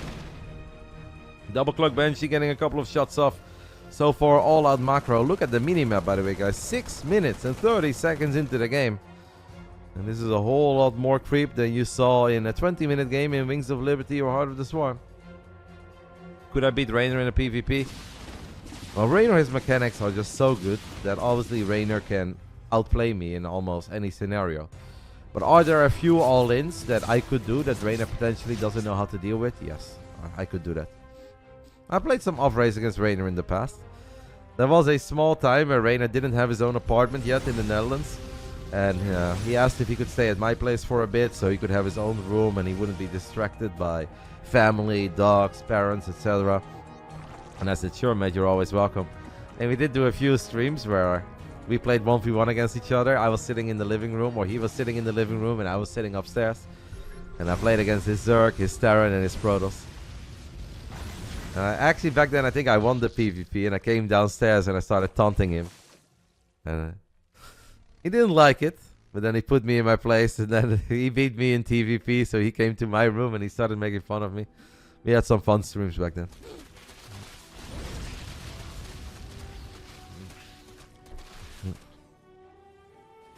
Your audio is kind of ahead of the video? That cannot be a thing.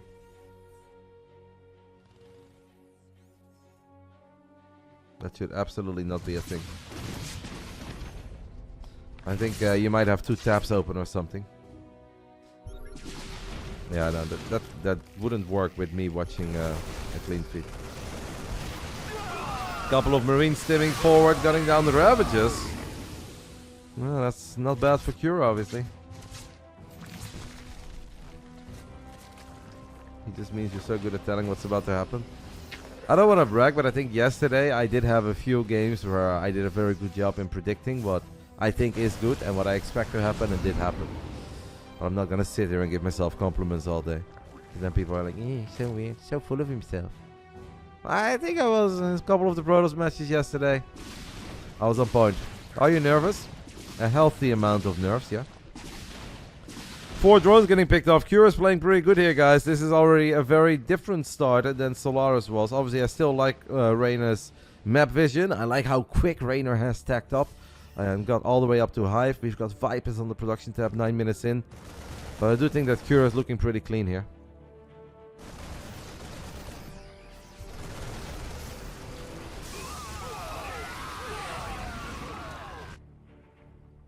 Reynor does get on top of a couple of these bio units in the center. You're not worried for Reynor? That makes me happy. He did look good. It often shows so quickly, right? Whenever you guys know that Reynor is keeping his head down and he's playing Starcraft and he's practicing and he's doing his best. Of course, nobody can always win. That goes for everybody. That goes for Maru, Serral, and Reynor. But when Reynor is practicing, it shows. And I think this is already so far a very different Reynor than we've seen throughout the regular season. Why audio and music so tuned? I mean, I don't know why you guys say that. It really should not possibly be a thing. I've dropped 0 frames. That could be an issue on Twitch test side. You guys can try to refresh the stream. But to me, it is perfect. It should be perfect for you guys. If there is an issue, just press F5.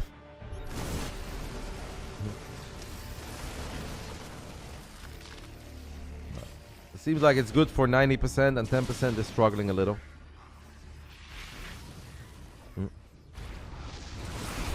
Yeah, maybe something happened on the Twitch end of things, guys. Obviously, I can only do so much. And some things are always going to be out of my control. I was a tiny bit nervous in the beginning of the day. I was like, this would be a terrible day to have some internet issues, but absolutely not happening yet, and there's no signs of that. There's a couple of links, guys. Got some pretty good pickups here. I can get another tank as well. We'll get another tank. Looking pretty good. A lot of banelings connecting with the bio units and the Hellbats, as well as the Widow Mines get blown up too. Pretty decent trades here, I think, for Reynor, guys. And obviously we are working on 3-3 upgrades. Do we have Adrenal Glands yet? I didn't totally see that, but I'm gonna assume that we have it, because that hive has been done for a little while. Widowmine, nice split there by Reynor, guys, sending a single Zergling forward, making sure that the Widowmine only fires. We drop a couple of Parabombs as well, and Cure was a little bit late splitting off that second medevac. But Reynor is gone, happy to hear. That tiny Zergling split, guys, that he sent forward there. Obviously, that makes a very big difference in some of these engagements. Reynor sitting on 3,300 minerals. As Cure is doing his absolute best to go up to 5 bases. Reynor knows that a 5-base Cure on Hardlet could become a problem. Another Parabomb goes down and deals a lot of damage. Look at the Parabomb, guys. That's 4 or 5 medevacs dying very quickly. And that actually means that it's going to be a lot harder for these other bio units to keep on stimming and keep on battling. As we do have our first Ultras on the way. There are 2 Banshees still being annoying in the center left side. Those Parabombs were big.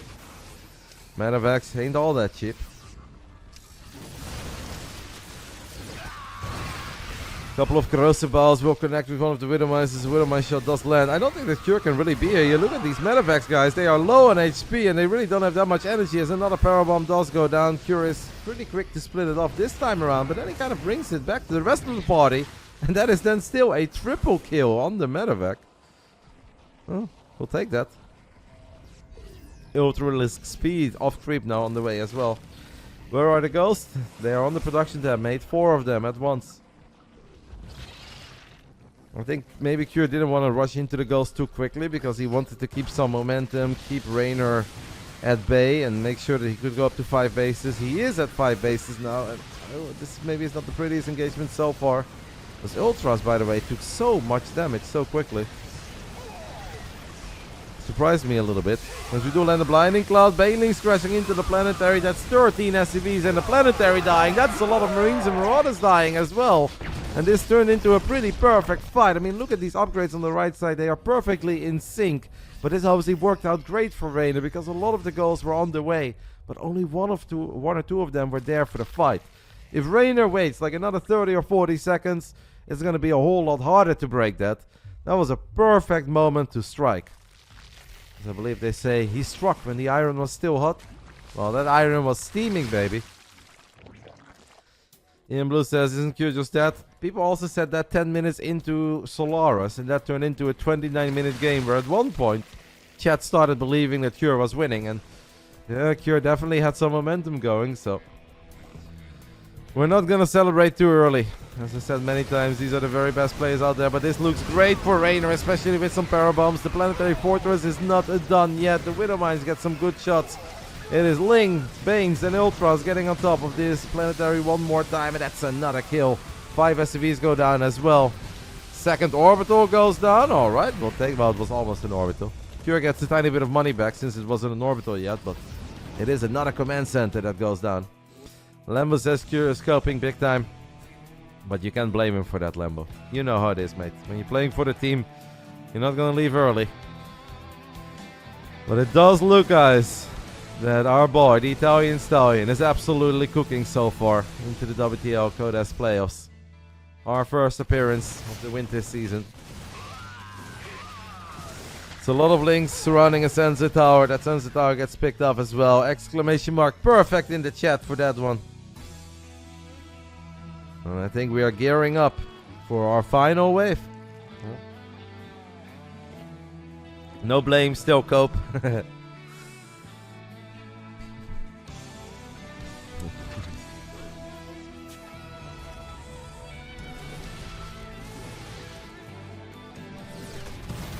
Widowmine's getting a shot off on a couple of Zerglings as SCVs die.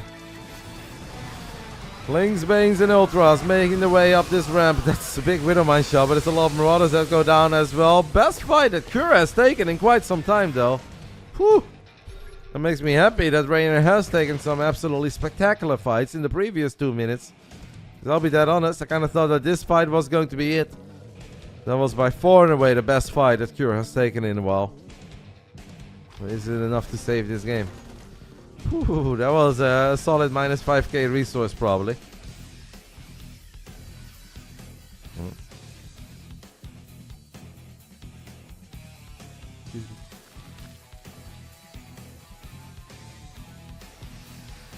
26 Banelings and 4 Ultras is going to be the remix of Reynor. Do we have like any infestors at all on the map? I know it is hard to land fungos, but kind of like a little infestor in there.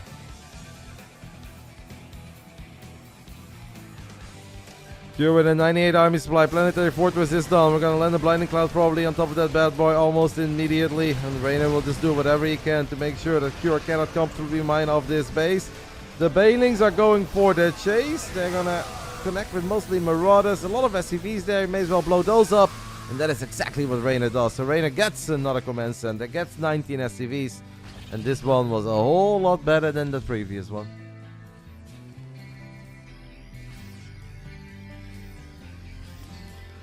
PHM, I think that's mostly because of... yeah, you guys see it in the bottom side. It's 5k, right? The difference. Reynor has lost 5,000 resources more, but has obviously mined a whole lot more than Cure. I just think that previous fight there on the left side ramp, that was one that was heavily in favor of Cure. One of the best trades we've had. 63 Banelings on the way. 63. I believe a very wise caster duo. Once upon a time said, that's so many Banelings. I don't know how many Banelings we had back then. Not quite sure if it was 63. Maybe it was, maybe it wasn't. Reynor is going to try to end it once and for all. Here we go for the Swarm in all its glory. Parabombs, Blinding Clouds, Banelings, Ultras, another command center that could potentially go down. I love the Parabombs and the Medivacs throughout the entire game. They have done so much damage. The Ultras will easily take care of the Planetary, and Cure makes a frowny face as he knows that this is not something that he can possibly keep on doing. There are still Banelings in the mix that will connect with maybe another ghost. Yes, maybe a few more perhaps, and that is going to be it. GG gets called. The Italian Stallion is flying. It's Reynor who takes out Cure 2-0. And it's a double kill. Double kill. For our boy. Reynor takes the 2-0 lead in series for Basilisk over Team Liquid. And that means that it's time for the battle between Kit versus Kit. You guys are familiar with this one. There's obviously no doubt on anybody's mind that the next player up for Team Liquid is going to be Clem. 63% of you guys believe that this was going to be a 2-0 for Reynor. The Terrans had not lost a single game against Protoss Zerg on Friday or Saturday. First match today is 2-0 in favor of the Zergies. The Swarm is back, baby. The Swarm is back. Obviously, it's Mana now. That would be a plot twist. Mana with his cannon rush. Reynor versus Clem. Best of 2. Kid versus Kid. Reynor 2-0. Clem 2-0. A 1-1 draw. Two of what I generally believe, the most talented video gamers on this planet. I know that we banter about Reynor's League of Legends skills, but I generally believe that if these guys would have spent even 70 or 80% of their time that they've put in Starcraft in any other game, they'd be world class. Whether that's a shooting game, whether that's a MOBA or anything else, if they would have spent this much time on any other game, I think they truly would have been world class. Still no Skillers. Well, the only real opportunity for Skillers, I think, was the first match, right? You're not as good as Skillers is, and Skillers is amazing. I'm a big fan. You're not picking Skillers over Cure or Clem.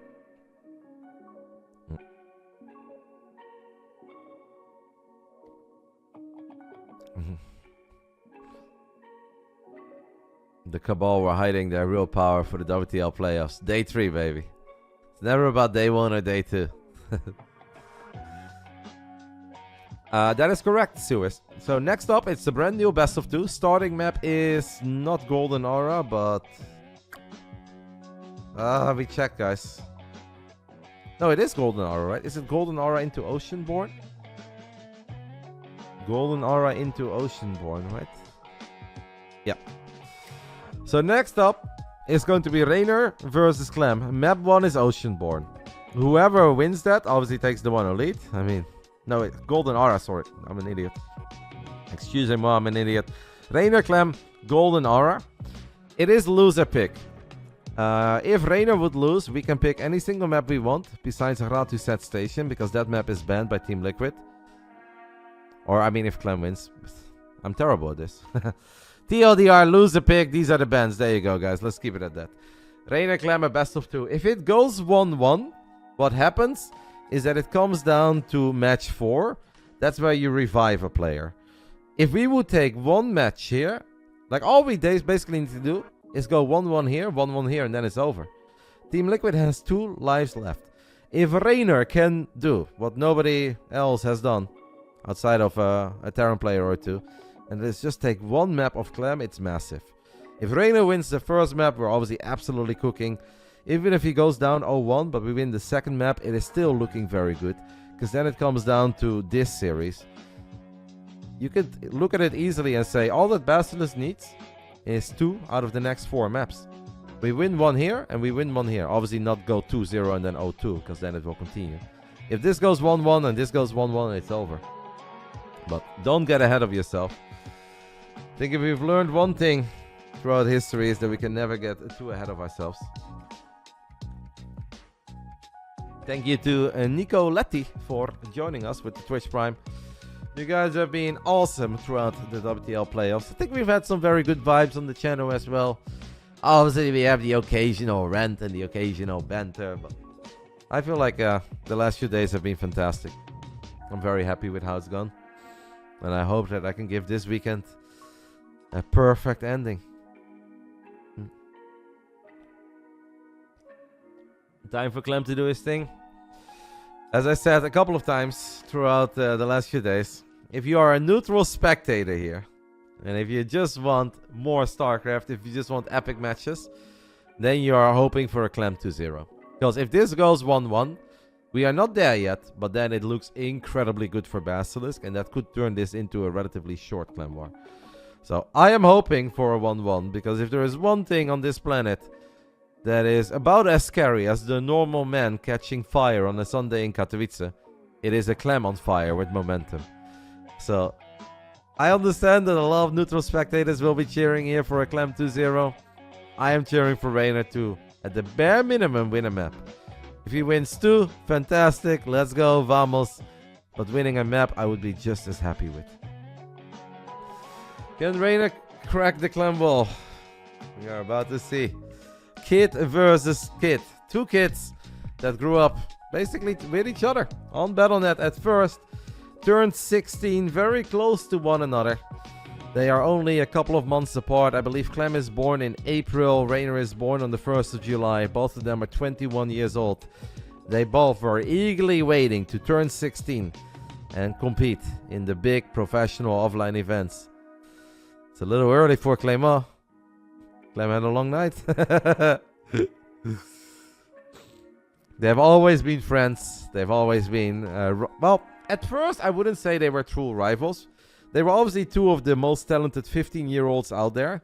But there was a bit of a different trajectory between these 2 players. The moment that Reynor turned 16, Reynor was world-class immediately. Made quarterfinals, DreamHack Masters Valencia. He won every single map of his first ever offline event, back then in Spain, Valencia, all the way up to the quarterfinals. But then Reynor ran into Serral, he lost 0-3. Serral ended up winning the tournament. The next big tournament that Reynor played, Reynor went all the way to the grand finals at the DreamHack Masters in Montreal back then, and also lost to Serral once more. Clem, when he turned 16... BASILISK versus Team Liquid. Game 3. Let's start the game. Let's start the game. When Clem turned 16, he was good. He was immediately one of the better Terrans in Europe. But Clem was more like a top 16, sometimes top 32 guy. And we were kind of waiting for him to break into the top 8. So, slightly different trajectories.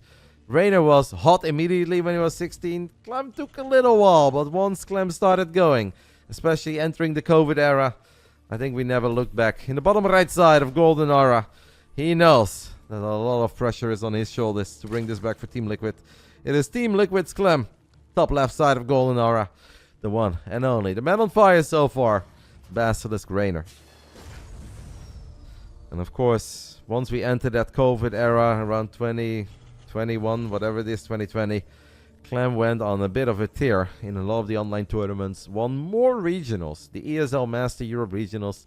The biggest online event we had in that period when we had no offline events. Clem won like 5 out of 7. Reynor won 1, Serral won 1, and Clem won like 5 of them. So took Clem a little longer than Reynor, but once he started going, he kept on going. And obviously, just last month, guys, Clem finally living out his dreams and lifting a trophy at a big international offline event at the ESL Master Winter Championships. Roddy, be honest, you made a bet with like this with Reynor. If you beat Team Liquid tomorrow without losing a map, I will give you dinner. I give Reynor dinners regardless whether he beats Team Liquid or not. But Reynor is currently in Italy. He is not in his home in the Netherlands. He spent some time with the family. Christmas in Italy. Then he went to Germany for New Year's to celebrate it with a lot of his Starcraft 2 friends. Lambo hosted the party. And Hannah. Louvre. And then he went back to Italy. And he's not at his family's house, but he's at his grandma's house. Because that is the place where he feels he's most at ease. He's got a nice setup. No distractions. I guess grandma is a quiet fan who just watches some games from the living room. Just one map, guys. One map would be awesome. We are playing best of twos. Very important to keep that in mind. Reaper fast expand into a reactor with a factory on the side of Clem. Reynor has a 2 hatch opening for now. Already has a drone on location, guys, to morph that hatch very quickly. Clem obviously with his Reapers pretty much the best in the business. Oh, it's nice for Reynor to get that hatchery up and running that quick. Grandma can just afford better ISP. Yeah, I do believe that the internet is a little bit better at his grandma's place than it is at his mom and dad's place. So Reynor's grandma has a gaming setup. I heard multiple. I believe Reynor's grandma organizes a LAN party in Italy every weekend. All the grandmas and grandpas get together. They play some Zealot hockey. Direct strike. They're gamers, man. The elderly in Italy game hard, baby.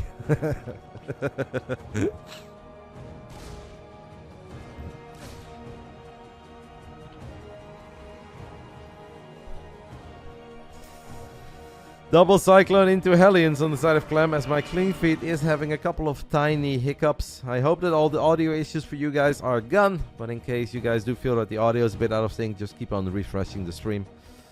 And then it should be perfect. That is a bit unfortunate that Reynor's Overlord gets intercepted by these 2 Cyclones immediately. Clem also gets all 3 Creep Tumors, guys. 3 Creep Tumors and an Overlord. That's a pretty sexy start here for Claymore. Reynor obviously needs to be very careful. We have Zergling speed.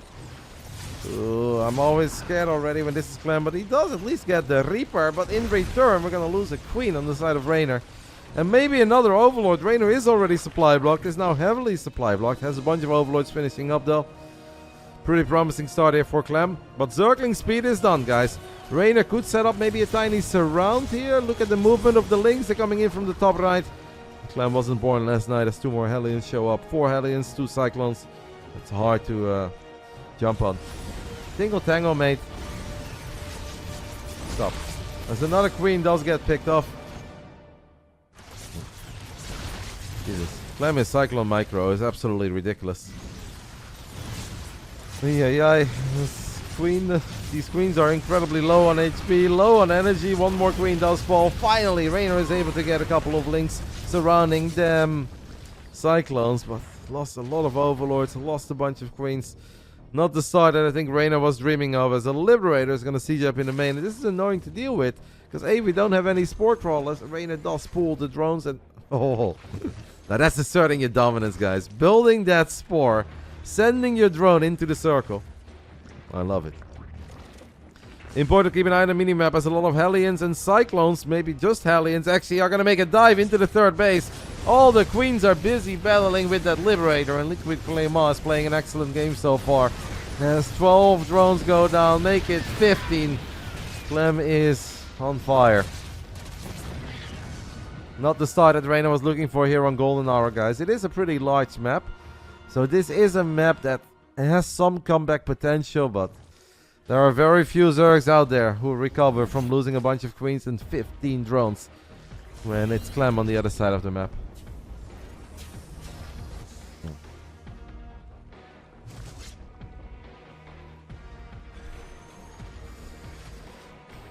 Clem is very good at giving you a deceiving impression. You see him in the pre-game, you look at his camera, he's just yawning. He looks so innocent. He shakes his head a little bit. And then the moment that he loads into the game, he's just like, everything, Zerg, die! It must fall! Goes from a tiny sweet kitty into a roaring lion real quick.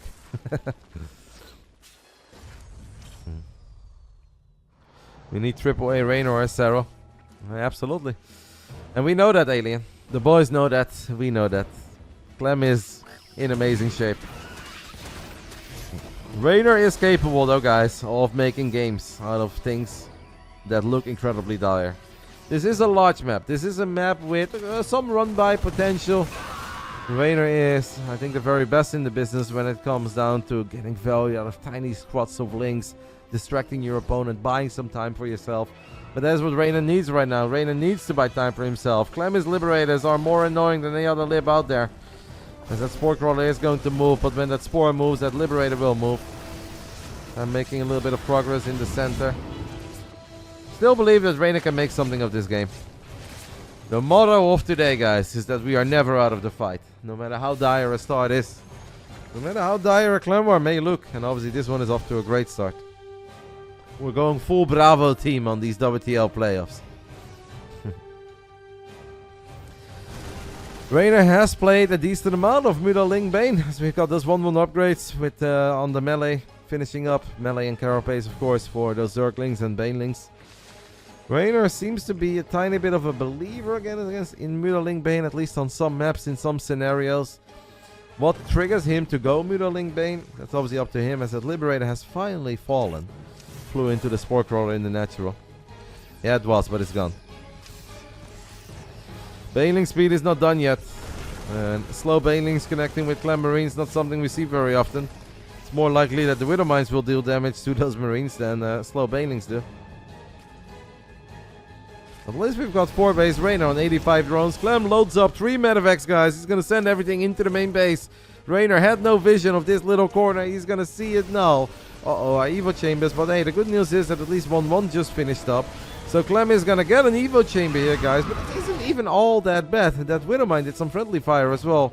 Decent amount of Marines falling. +2 melee gets slowed down temporarily. But hey, it only just got fired up. The next minute in this game is obviously going to be hell, to quote Nixu. Oh, Widowmines! Oh my goodness! Clem with the Widowmine shot from the high ground that Sweet Terran dreams are made of. Reynor saw the first Widowmine, did not see the second. And that is a cash money shot, and that's obviously not what Reynor needs if he wants to turn this game around. Oof. Fireworks. Oh, this is actual hell, Mixer. This is what I believe you were initially going for.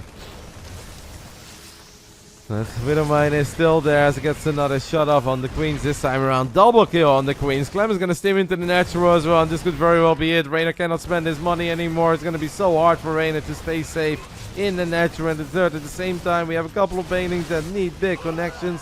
Mutaling Bane actually putting up a pretty good fight against those Marines in the natural. That went, I think, a little bit better for Reynor than I expected, guys. I'm shocked. As the Banelings cleaned up some bio here. Mutaling Bane, well, it was just Mutaling, I believe, in the natural. Mutaling Queen right before 2-2. Maybe that's why it went as good as it did.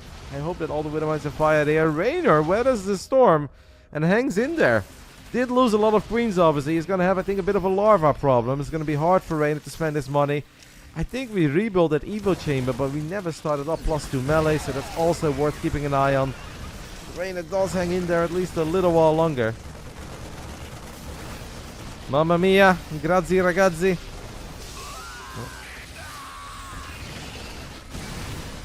Banelings connect with a couple of the Widowmines, as one of the Widowmines did fire at that Overseer. Now we lost the Overseer, there are so many Widowmines here. Oh no, Reynor, can we really take this fight? Apparently we sort of can. There's another mine there in the side block, and no, Widowmine. Okay, it could have been worse, still bad, but it could have been worse. And Clem obviously is still right where he wants to be, on the edge of creep with an upgrade advantage. Is going up to 4 bases, got 3-3 on the way as the Marines move forward and actually get underneath a lot. Oh, Widowmine friendly fire there. Good movement on the Zerglings there by Reynor. as he does clean up a lot of these Widow Mines. And it's a very valiant effort by Reynor, guys, in staying alive. I wish we had Burrow. Reynor would kill me if he hears me say that, but I wish we had Burrow there, guys. Still sitting on those 1200 minerals. Reynor obviously under an immense amount of pressure. Few banelings connect. +1 flyer attacks on the way as well. I think +2 carapace is done. Now +2 melee gets fired up for Reynor, as he's going to force Clem to pick up. I don't know if we can chase all that far, as Big Daddy Thor is in the mix too. And this is where it's going to get incredibly difficult for these Mutas to get in and out of range. Liberators will siege up. 12 minutes into Golden Aura. Clem had a great start and never really let go. I think Reynor did his best to make something of this game. But I'm afraid that it's not going to make the difference. He does have an 18 worker lead. Maybe we can sack this base and take a different base, but we're not looking at a Hive Zerg, guys. I would love to see the Mutas, by the way, as the Mutas are counterattacking. I don't know if they're accomplishing anything. Doesn't seem like that's really the case. There is another Widow Mine there that does get picked off, but that is not going to make the difference. At least we get a Sensor Tower. Exclamation mark perfect. After 4 victories in a row, I believe that this one will go to Team Liquid. It is the kid from France who's gonna get the first point on the board for TL.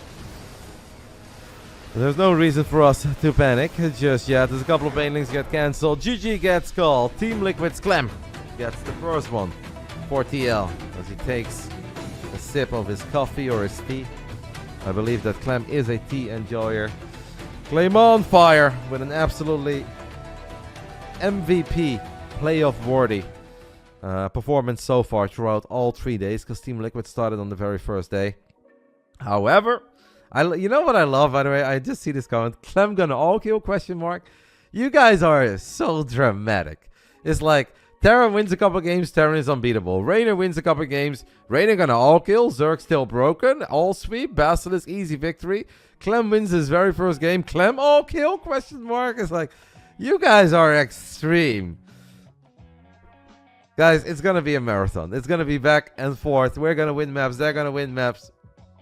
People will fall, Terrans will fall, players will bleed. Twitch chat is next level dramatic. Sweet baby Jesus. So now it is a loser pick. This is what I tried to explain before this game, and I did a terrible job in it. I've had 3 very long days, guys. I had 12 hours on Friday. I had a solid 9-10 hours yesterday. Didn't sleep that much because I was excited. So I'm going to say some stupid things today. Forgive me for it. But it is loser pick. Reynor can pick whatever map he wants besides a Rat Reset Station. That map has been banned by Team Liquid. So will he pick Equilibrium? A very good chance that he's going to pick Equilibrium. Is it guaranteed? I don't know if it's guaranteed. Why does the supply sometimes show the pound, at, and exclamation mark instead of the number? It has something to do with the Chinese IP for Blizzard games, and people would use it to pretend they are Blizzard employees. It's a weird random story that's honestly not very fascinating, but IP stuff related. Okay. Elma, yo, of course not, mate. The Frenchies embrace the baguette memes. O Gaming has obviously done great things for the scene in the past. O Gaming is gone, but the good people that are left have now reformed as Comeback TV. And then we're thinking of Coca, Funka, TKL. Those guys are all fantastic. And they love the baguette memes. They always spam baguettes. They have baguette emojis. They love the baguette memes. All right, guys, here we go. This is a big one. Round 2. Fight! Top right side of Equilibrium. We are looking at the main base of the man who just tasted defeat for the first time today, but still great performance already. Basilisk Reynor. The top left side, we are looking at the main base of that other magical kid. We knew we were going to see these matches, and that's why I was so excited today. He has been on a rampage throughout these playoffs. Friday, Saturday, and Sunday so far. That kid has been amazing. Representing Team Liquid, it is Clem. As a French, I can validate Go Baguette. Go Clem pour la France. I want you guys to know, by the way, that just because I am cheering for Basilisk and I am biased for Basilisk, I will, of course, allow you guys to cheer for your favorite player. If you guys love Team Liquid, if you guys love Clem, feel free to cheer for them. That is not illegal. That is obviously completely okay. I will never be upset. As long as you guys are respectful to my boys, as long as you don't say mean things about Reynor, Serral, Clem, then I'm, or Trigger, whatever, then it's all good. You guys are allowed to cheer for whoever you want to cheer for. I am honest about who I'm cheering for. If you guys want to cheer on your French boy, completely okay, of course, completely allowed. As we said many times already today, nothing but love and respect for the opponents. You're cheering for me, that's allowed. Well, mate, I've had a fantastic weekend so far. It's an amazing start to 2024. I think yesterday we had like, what, 3,300 viewers or something. You guys don't want to know how many times I met people from different games in the industry over the last 10 years that have been telling me since like 2013, 2014 that I should do something else with my life. I cannot stream Starcraft. Starcraft's gonna die. Starcraft this, Starcraft that. Well, sitting here 14 years later, still doing the same thing that I love, having thousands of people tune in over a weekend. It makes me incredibly happy. So, if you're cheering for me, mate, don't worry. I'm a happy man. Equilibrium is a map that is good for Zerg, but I think we also know that almost every map is good for Clem, as what Clem tried to do there, guys, is put the Reaper on hold position right next to the gas. If that Reaper would have made it to that yeah, we can call it Vespian Geyser. Before, is it? Yeah, Vespian Geyser. I was like, is it a simulator, extractor, refinery? No, it's just the Vespian Geyser. You can put a unit next to it, then you can press hold position. He tried to do that again here, because that is a thing in StarCraft 2. A drone cannot morph into an extractor if there is a unit on hold next to it. If the unit is just close to it, but you don't press hold, then you can still take it. So a little bit of a dance between these two, but Reynor has kind of faked Clem out, and he has taken the triangle. He now wants to get that Reaper. Maybe hoping that Clem wouldn't pay attention that the Queen was there, but the Queen is there.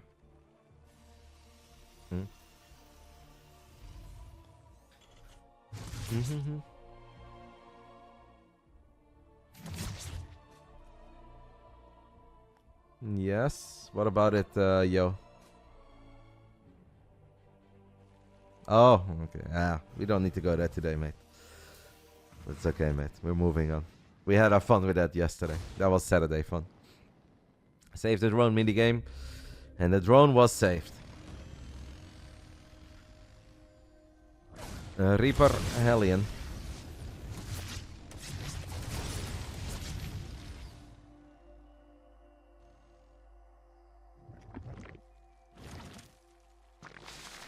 Oh man, I'm feeling tense. This is such a big map. This is a really, really big map. Because obviously if Reynor wins this game too, then Team Liquid will be down to their revive. And if they are down to their revive, all we need to do is win one map there and then it's over. So one of the biggest games that we are going to see here today. Reynor versus Clem. The kid versus the kid. Two amazing 21-year-old video gamers. Relax, bro, you have Serral. I know we have Serral, and I'm very happy that we have Serral. I wouldn't want Serral to be on any other team than ours. No Mega Base. I think Reynor is going to take the Mega Base as base 4. Is this the worst map for Terran, or is it Ratu set? Well, I am not a high-level Terran player. I would have thought that Terran... Yeah, I can actually see why this one is the second worst. I think what the Terrans hate the most is that Ratu set is just so ridiculously big that it's almost impossible for them to attack and keep on pushing, right? When we talk about parade pushing. It takes forever for a couple of Marines to run to the other side of the map. Your initial drops are going to be slower, so...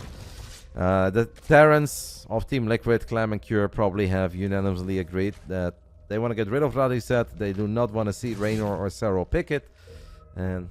obviously, like playing that map as a Terran against Protoss is also not that fun. So that's why they decided to get rid of that. Would you be willing to trade Serral for Clem? No, of course not. We love our team, we love our players.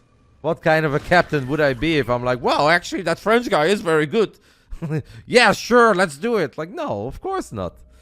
That's a crazy question. Do I think Clem is amazing? Yeah, of course I think Clem is amazing. I think we all do. Sweet, amazing kid. Great video gamer, but of course we're not trading anyone. We love our members. Do you think he's hot? I do think Clem is a very handsome young man, yeah. That's okay too. Reynor is going to go with the Spire again, guys. But unlike that last game, obviously we have a much better start. We did not lose 15 drones. We did not lose a bunch of queens to the Cyclones. So Reynor is going to be able to play Muda, Ling, Bane again. We've seen some great games in the past of the Zergs playing Muda, Ling, Bane against Clem. I think back of Stargazers for some map as a map that in a weird way reminds me a tiny bit of Equilibrium. I know it's very different, don't get me wrong. But yeah, I see Muda, Ling, Bane here. I see Reynor, Clem. I think of some of the games that I saw on Stargazers between these two. In my dreams, we build an EU powerhouse team with Serral, Reynor, Clem, and MaxPax. Unstoppable. That is indeed a borderline unstoppable team. I mean, you're just basically saying like, hey, what if we put the 4 best Europeans on one team? If you consider Europe to be the strongest region at the moment, yeah, that's a pretty unstoppable team. Those are all 4 amazing gamers. Would you trade Captain Roddy for Captain Mana? I don't know how to answer that possibly. I'm sure Mana is very good at what he does. And I'm sure the Team Liquid is very happy to have him. And hopefully Basilisk is very happy to have me. Couple of Marines get unloaded. The Mudas are out, guys. The first Mudas are going to get on top of these medevacs. This is where this game is going to get feisty and interesting. Widow Mines with Drilling Claws on the way already for Clem. Hellions are going to morph into Hellbats as the armory is done. +2 attack gets fired up immediately pretty much for Clem. Combat shield done as well. Whoa, Clem may be making a tiny mistake there with the Banshees. I mean, it's not about the Banshees anymore. It's obviously hard to get value out of the Banshees once Mudas are online and there's Overseers.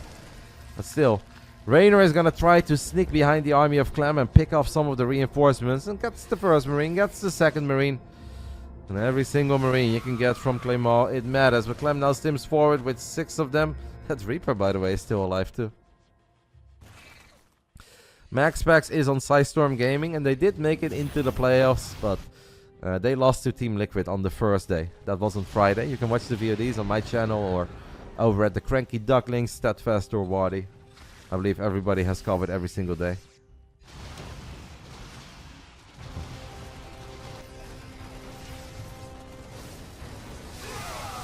Drilling Claws done in 6 seconds as Reynor just kind of rolls a couple Banelings forward very quickly. Tanks on the high ground here can be gnarly. I believe that the plan here for Reynor is going to be buy some time. Ooh, Clem didn't start +2 armor, by the way, but he fires it up immediately. I think buy some time with the Mudas, right? Pick off as many reinforcements as you can. Force Clem to make it hard to send units to the other side of the map. And then once you bought enough time, once Clem... And still look at the minimap, guys. Once Clem is sending units back, if that continues for a little while, then you can obviously clean up this army. Reynor was thinking for a split second there if he could maybe fight all those Marines and Widow Mines. That is not going to happen. Clem has brought a lot of his Marines back, so that tank should be very exposed. There's probably a couple of Widow Mines there. Yep, there is, but Reynor is not going to do anything silly. Just sends a few links forward. Reynor keeps the mega base alive. What about Burrow, guys? I know that I can sound like a broken record. And you guys are going to tell me that Burrow wouldn't be good here as Clem's forces are all over the shop. And Reynor catches a lot of these Marines right where he wants them. Muda, Ling, Bane of Lair Tag. It is 15 seconds before +2. There's a Widow Mine that Burrow died. I hope Reynor saw it. Reynor did see it. The Thor dies very quickly. There are still so many Banelings. This could be a very big moment in this Clem War, in this entire playoffs. As Reynor just keeps on going. He is full sending it of only 73 drones, but he has the mega base. Banelings connecting with SCVs, 12 of them in total. Clem tilts his head there for a split second. A mule gets dropped. Snipe that mule, Reynor, as he gets on top of it immediately. Gets the SCVs as well. Big fights there for Reynor, guys. I think Clem was technically a little overly aggressive. Maybe Clem was worried that like Reynor was very... I can't believe the mine one-shot the Thor. Yeah, it kind of looked like that, right? I actually... saw that as well. That's obviously not what happened, but that is what it looked like. I think, guys, the main reason why Clem was so far out is because Clem obviously wants to make sure that Reynor doesn't get away with murder, as that Widow Mine does not fire. Doesn't want to see Reynor very quick hive and very quick adrenal glands. Not the prettiest Muda engagement. There are more Marines. There are Marines everywhere. So yeah, I think Clem was overly aggressive. Reynor has just lost 8 Mutalisks, guys. Whew. I mean, the previous fight looked amazing. The economic damage was amazing, but that Widow Mine shot is great for Clem as well. And it's actually Clem who's taking the supply lead now and is also ahead in upgrades. Uh-oh. This game looks scary again. Yes, the battle of the Zelnaga Watchtower will continue. Oh, Reynor only had Burrow, guys. I wish he had Burrow. Clem did fantastic in the last minute. It looked like he was in trouble earlier, because I think he was, as Reynor is just waiting to let these railings roll down the ramp, but obviously Clem is picking up on that. Reynor does snipe a couple of the medevacs. Dropped the infestation pit as well, guys, on 89 drones now. Prior to this, he was on like low 70s, but he had the mega base. Now we're at 89.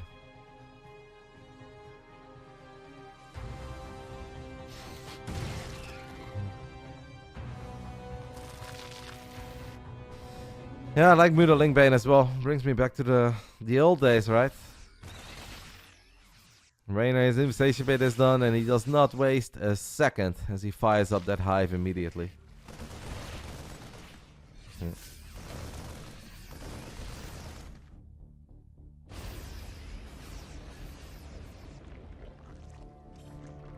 Seven more banelings on the way. Reynor is not a burrow believer. Thor was left behind in the main, but this is so many Mudas that we can just sit on top of that Thor magic box, pick it up. As there's a bit of mine left behind there as well. I think a pretty good Muda attack here. Obviously it is, I want to say, scary, because you don't really know where all these forces are. Clem, as he kills that command center too, right? Was that a kill? Was that a command center? I don't know what it was, but we killed it. It gets a couple of missile turrets as well. 15 SCVs. Excellent Muda movement here by Reynor. This Muda count is so damn high, guys. 27 Mudas. This is something that Reynor has been practicing throughout the week when he was playing those Archon mode games against 4 or 5 people at once. Oh, Widow Mines maybe left behind. Nope, those are just Marines behind the refinery. This is the Thor that got a massive shut off. Oh. We went from 27 Mutalisks to 20 Mutalisks as the Thor on the high ground is getting so many shots off. Reynor just lost 15 Mutalisks, but he has killed 35 SCVs. Show us the links and banes, please.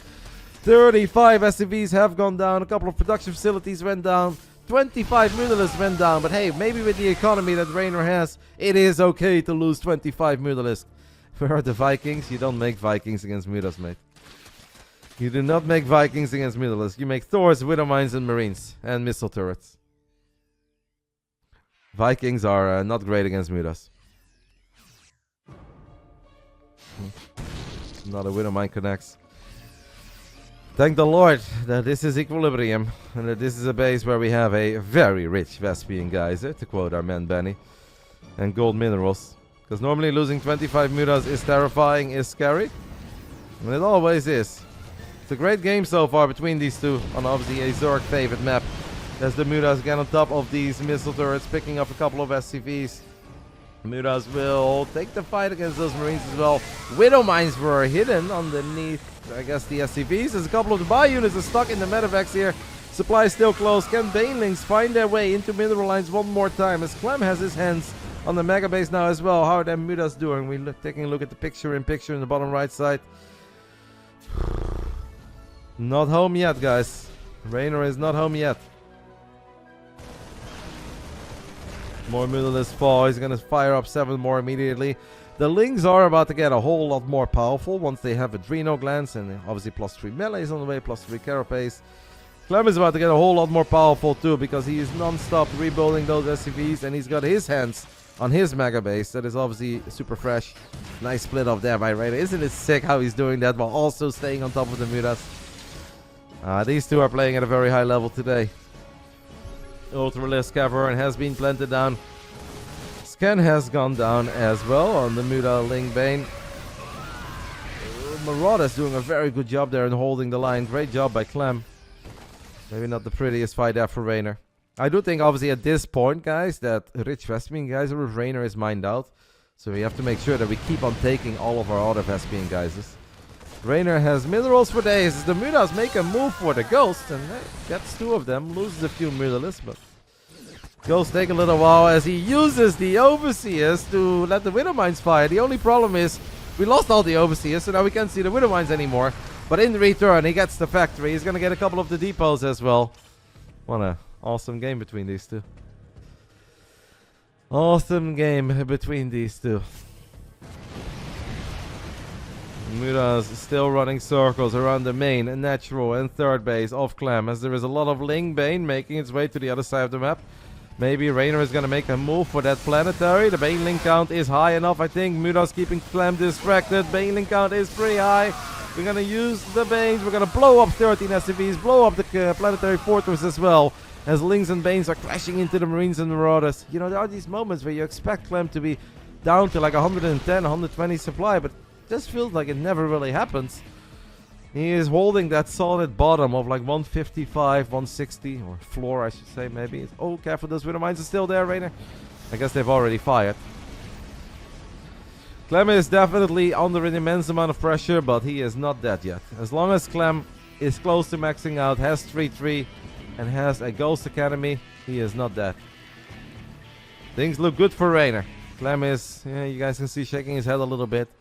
But we are 3 or 4 great Widowmine hits away from you guys telling me how Clem is gonna all kill everybody again. So it ain't over till it's over. Never out of the fight. That is the motto. Bravo team. Mudas and Overseers. Thor and Widowmine is a very gnarly combo, by the way. The thing is that Reynor has a great army, but it's also in a weird way somewhat fragile, right? Because Thors and Widowmines can blow up so much supply without Clem losing anything. Here come the Banelings again. Planetary Fortress not done yet, but Clem, okay, he's gonna lift it up at the absolute last second.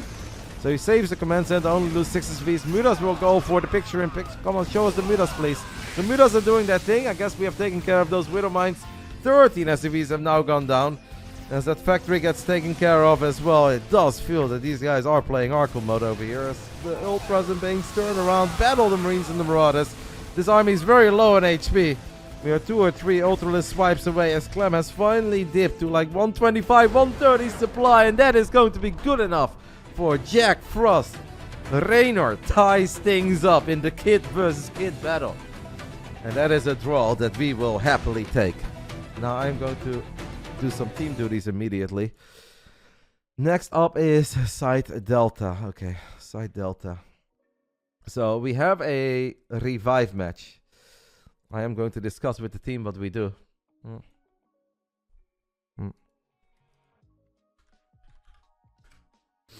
Alright. I have made my pick. Well, not I, the team. A little bit of I, a little bit of team. If there is ever like a moment where we would be divided, then I could have the final say, but it seems that this one unanimously makes sense. So next up, it is Oceanborn as starting map. Once more, with the way that this clan war has currently gone, all that Basilisk needs, all that we need, is one map out of the next 2 games. Choose outcome. It was a 1-1 draw in the battle of Kid versus Kid. How did you guys vote in the end? 33%.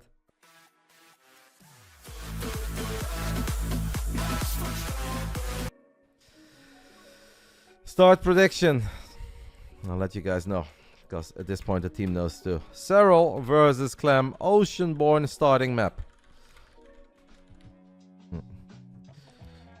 10 minutes. I'm gonna go ahead, guys, and take a very tiny break. And if you guys want to know our reasoning. Okay, hey guys. It's very simple. You look at which of the next 2 maps is better for Yona. That is what Lambo says, and Lambo is obviously not incorrect.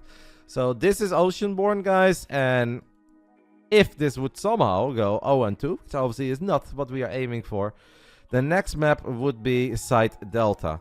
So you basically can look at it like this. All we need is 1 map win. And we obviously have 4 opportunities for it.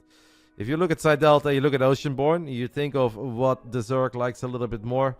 And if the Zerg likes Oceanborn more than Site Delta, as a lot of people would see Site Delta as the best or second best Terran map out there. Like, sure, obviously Serral could have loser pick if we would send Trigger first. But why reduce our chances when we have a better chance of just closing it out altogether on Oceanborn? That is the reasoning. And I think it makes sense. I would have loved to see Trigger go out here, because I think it would have been an amazing moment, would have been a great opportunity. But Site Delta being the following map makes it a little bit more tricky to go for that.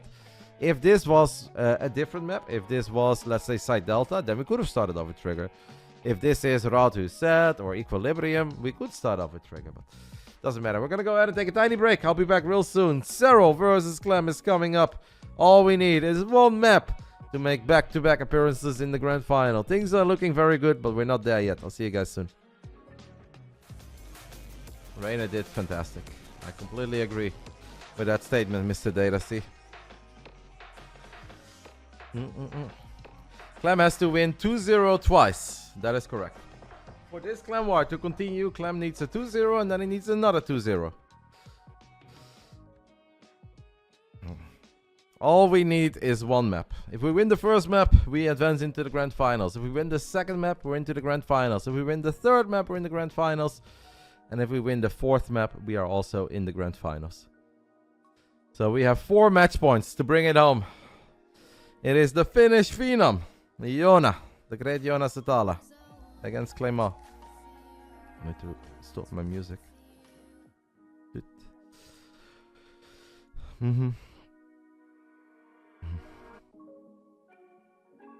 Thank you for your contribution, El Correlo.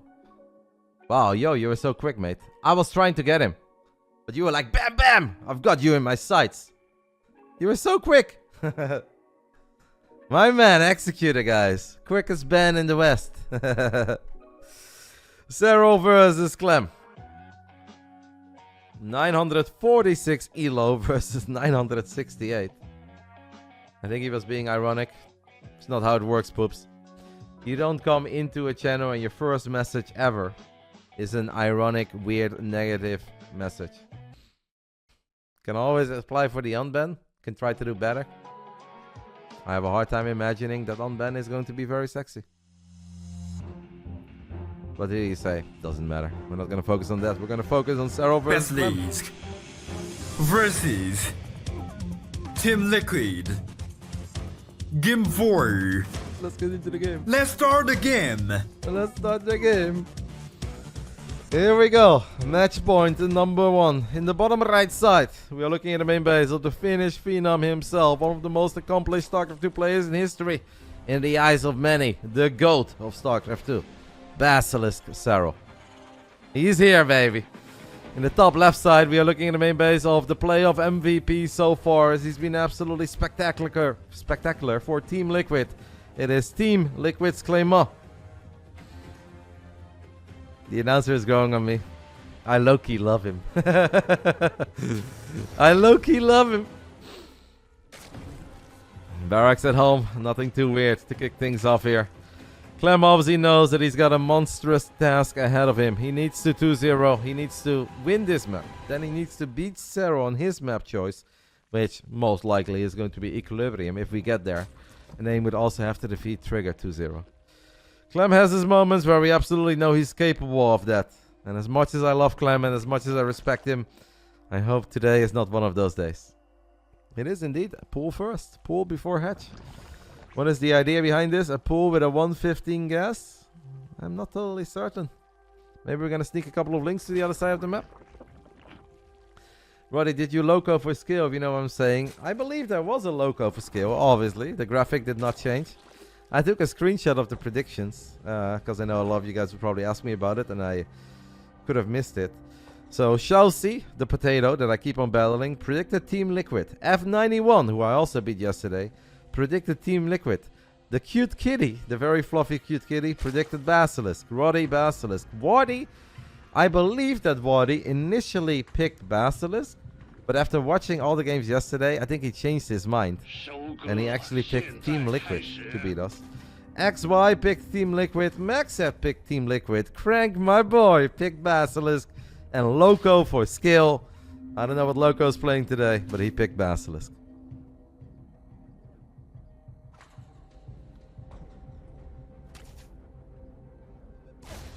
Is Loco live, guys? I mean, poops, this is how quickly it goes, right? As we have a little dance around the drone and the SCV dies to a slow circling. So I think it's safe to say that Joona gets the best of this little dance. Sure, the links get picked off, but the drone is able to morph into a hatch. The Reaper grenade is picture perfect, though. So Clem gets 2 Ling and the drone loses the SCV. Serral gets his hatchery down. I think we can kind of live with it. Yeah, the queen, if you go pool first, obviously the moment your pool is online, you can build a queen. And indeed, maybe Serral just wants that quick queen to make sure he can go up to 3 bases as quickly as he would like. Huh. What happens if Serral wins a map here? Then we advance into the grand finals. And we have a rematch of the WTL Codas 2023 summer season, where it's on-site versus Basilisk. Where we are going to try to rewrite history. But we will worry about that once we got there. It would be very silly to think that we are there because the finish line is in sight. I think a lot of teams in the past have brought the football to the 10-yard line, but then actually never managed to spike it into the end zone. To give a little shout out to all my NFL fans out there on this finals weekend of the regular season.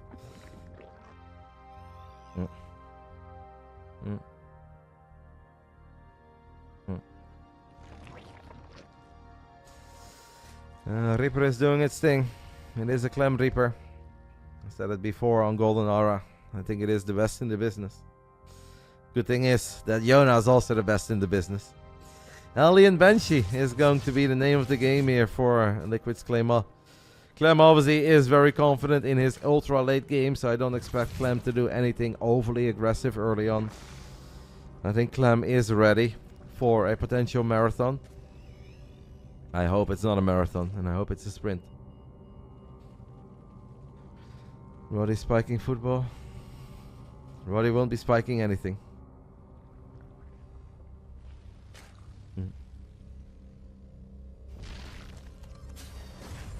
Overlord got sent into the main base. Got a good scout up there. Knows about the starport, knows about the tech lab, knows about the third orbital. I do have a champagne bottle. Now I did kind of break my little streak, guys, because of my celebration yesterday. I planned a celebration, and with that I had a glass of whiskey, and I was like, well, it would be a waste to just throw this away. I am not living that large that I can pour myself a whiskey and then pour it down the sink because I want to wait a day. So we've had one early drink. So that's the only one in the first 7 days of the year so far. Queens on the edge of creep, transfuse going down, keeping those queens alive. Nice save so far, indeed. Well, with the 19 months saying, let's go Basilisk. Cheers, amigo. This is just me, or is the S2 video a little bit laggy? Sometimes the quality can be a little iffy. That is because I am not in the game. I am not observing these games. The Chinese observers, or the WTL, really wants us to see the sponsors that are on the map. And that's why they prefer it if we don't join the game. Obviously, if we're not in the game, we also cannot lag. Because if they let me join, they have to let other people join. And before you know it, one of them could lag. As Serral here has absolutely spectacular defense, guys, on the Hellions and the Reaper. Now, the Banshees are doing their thing, and I do believe... Oh, they got a kill! Oh. So it's very obvious that Serral mostly focused on defending against the Hellions and the Reapers there, and Clem was mostly focused on the Banshees. So, perfect defense in our natural. Unfortunately, we did lose the hatchery. We do have a couple of links running to the other side of the map. They picked off a mule, but I do believe there was a mule that was close to expiring.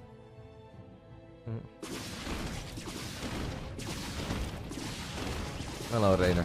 Good job, mate. Loving it. Jack Frost is powerful. I don't know if there is a interview if we win the match. Maybe there is, maybe there isn't. I think it would be kind of weird to do an interview if we win, but then do another interview immediately before the match. Because then it would be interview, break, interview. But I'm sure they will tell me. Clem moving out with a couple of Marines as the links of Serral are here. Serral is having pretty smooth transitions on his side of the map. Bailing Nest goes down. Serral is a believer in Burrow. Cannot believe Reynor tries to prove a point against me in the WTL Codas playoffs and never get Burrow. At least my man Yona knows what's good for us. As Clem does pick off a lot of these links. Hive halfway done. 7 minutes and 30 seconds into the game. You want an interview with Red Bunny? Alright, if we do have to do an interview, Reynor, you can handle the interview.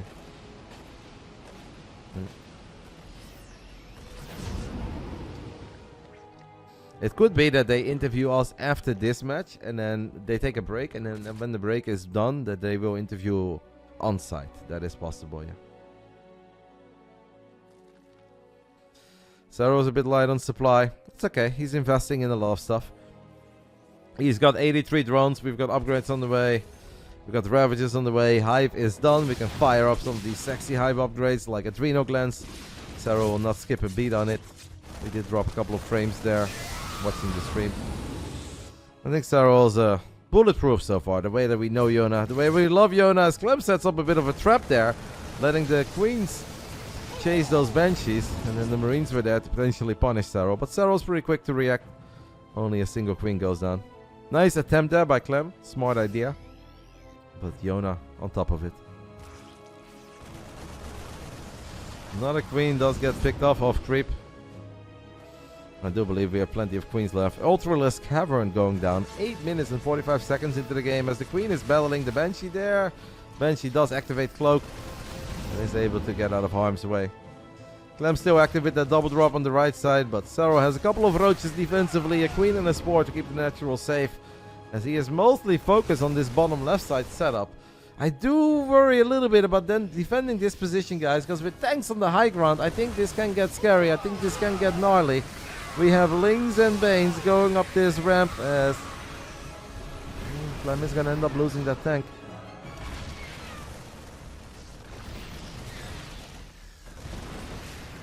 Serral very quick to cancel the hatch. Serral desperately wants to get up to 6 bases, but I think maybe we should just like take a breather for ourselves. A little moment, wait for a couple of those extra units to come out. Maybe fire up our first Ultra. We have some money in the bank. A couple of Lings are counterattacking. It's not much, guys, but it's pretty perfect because there's only a few Marines here. So SCVs will die, those 2 Marines will die, and that Planetary is not quite ready yet.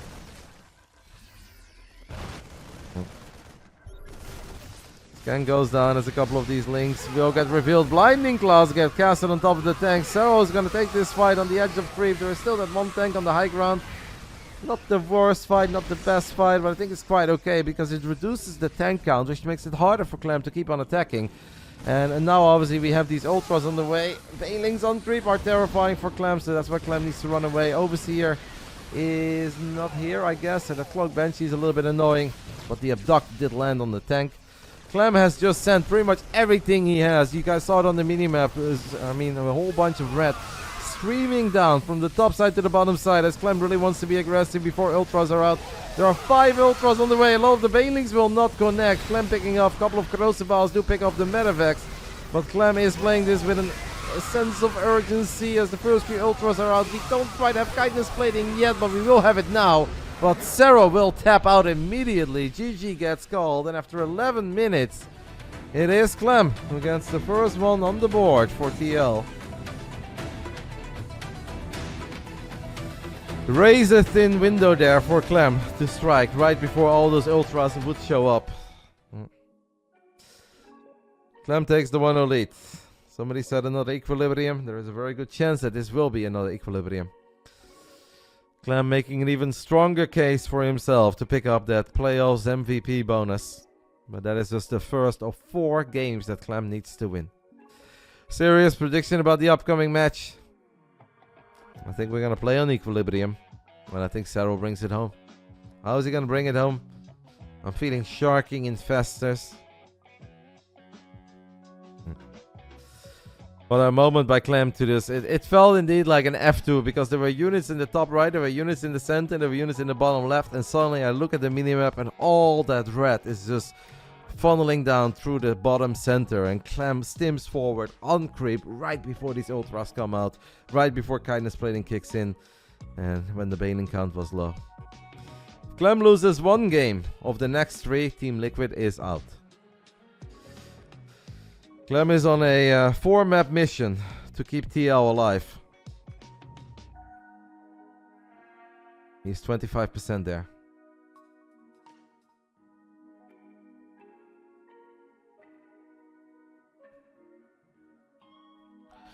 Why doesn't Serral sacrifice a base there? I would have loved to see him sacrifice a base, but maybe he thought he could hang on to it. Maybe he thought he had enough time. Doesn't matter, it's in the past. It did not work out. Let's hope this one does. Round 2, fight! Top right side of Equilibrium, we are looking at the main base of the man who's probably not very familiar with going down 0-1. And this man in the top left side is sending out the boys. Can you believe it, guys? He's sending out the boys. Top left side, it is Liquid Claymore. Top right side, it is Serral. And unlike that previous game, it does not look that Serral is gonna go pool first. Serral went pool first on Oceanborn. Serral goes hedge first on Equilibrium. And it is proxy 2-Rex. Uh-oh. Oh, I'm getting nervous. It's been a little while since I've seen Clem go 2-Rex. Uh-oh. And it's gas as well. Serral is gonna go for pretty much the latest imaginable spawning pool. Hatch, gas, a 17 spawning pool. Lambo says the Rexes are late. So he went 16, 17 Rex. We do have a gas already coming online on the side of Clem. Obviously, this is a very large map. The Rexes, I think, in general will always be late because the map is so big, right? It is hard to get them this far away from your main and then still get them as early as humanly possible. The guy that everyone... What did the Overlord just see there, by the way, guys? I think it just saw an SCV, right? Serral sees that SCV and may think it is business as usual. Not 3-Rex, it's 2-Rex. The Overlord is here, and at this point, Serral will know. Fires up 4 lings immediately. I'm happy to see that. We have 2 queens, 4 lings, double bunker, triple bunker. What is this? Demu coaching Clem over here? This is what Ben used to do against Idra over and over and over again. That Overlord is gonna at least be distracting. First spine is gonna come online. Serral gets one of the SCVs, but he lost 3 drones already. 3 drones have gone down. Triple bunker. This truly is a proper flashback to the Wings of Liberty days. And now the Marines, guys, can just hop in and out of the bunkers over and over again. Double spine, a double queen, a lot of links. Serral has link speed on the way. Oh my goodness. It's scary, guys. It is scary.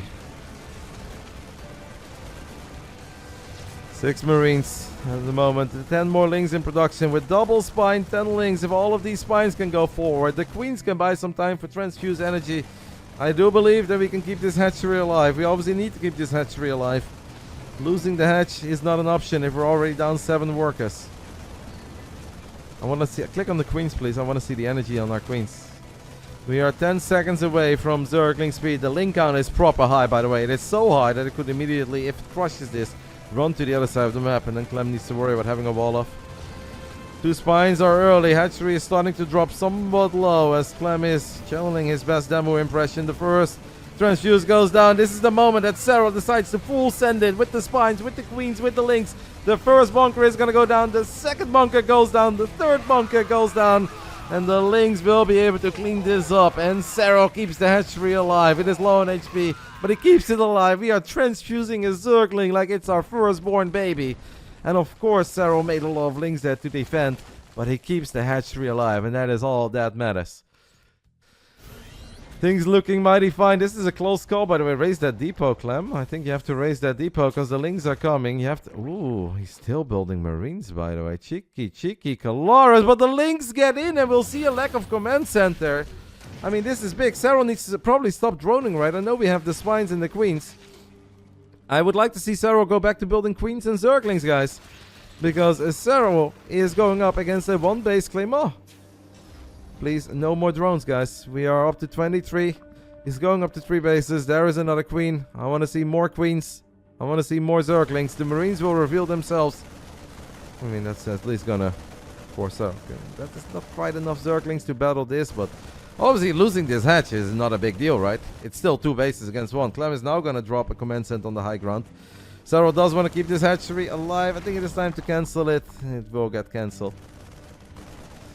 Queen off creep is slow. The links are here, though, to save the queen. 1 queen is going to turn around and battle. More links. Nice micro here by Clem. The Cyclone's going to show up as well. Oh. I feel like we are making a big mistake here on the side of Yona as he's suddenly up to 600 minerals. The 2 Cyclones show up. They get the lock-ons. First queen dies. Second queen very, very, very low on HP, but it will live. First spine is going to fall. The second spine is actually still busy rooting, so it doesn't get too many shots off. And obviously, even once it roots, we can build a lot of links. That hatch is low on HP. Don't forget about that. This was not needed, guys. Serral got himself in a tiny bit of a pickle. Hopefully, it is still okay. Cyclone number 3 shows up. The marine count isn't all that high anymore. Clem is going to try to save every single unit, as the queens are ridiculously low on HP. Do we have a buffer? It is 4 cyclones. Don't tell me that we actually let this one sneak away by trying to save a third hatch against one base Clem. It is starting to look like this can get dangerous, but links in high numbers are good. The micro by Clem is a spectacular, magnificent, as we know that he is capable of. Very low HP cyclones are going to get a lock on the hatchery. The hatchery is low on HP. The hatchery gets trench fused. Are you kidding me? Serral keeps the hatch alive for at least a little while longer. The queens are all... Oh my goodness, I've never seen this many low HP units, but all 3 queens do die. The link count is not high enough, and Clem gets the 2-0. Yona. Oh. Whew. Clem with the 2 Rex and Cyclone follow-up.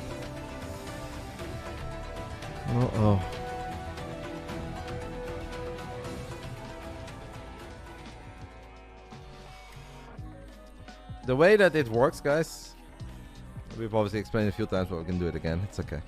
I know that not everyone is here for all of it. Is that if Trigger wins 1 map, it is over. We advance to the grand finals. If Clem wins 2-0, then we have the opportunity to revive any of the 3 players that have played, or send me, but obviously we're not going to do that. So if Trigger wins 1 map, GG, we go to the grand finals. If Clem wins 2-0, we revive one of the 3. And then if it's a 2-0 for anyone, it is game over. The winner advances. If it goes 1-1, then we would have a best of 1 ace match. But yeah, we will see. Please Dark Team on Team Liquid. Where do I do that even? I'm very used to it being white. Clem is having an absolutely monstrous run in the playoffs.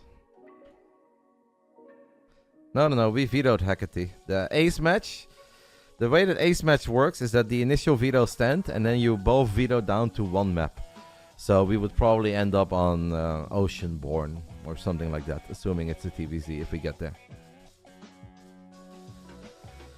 So if Trigger loses, we need a 1-1 in the final. Yes, to get to an ace match.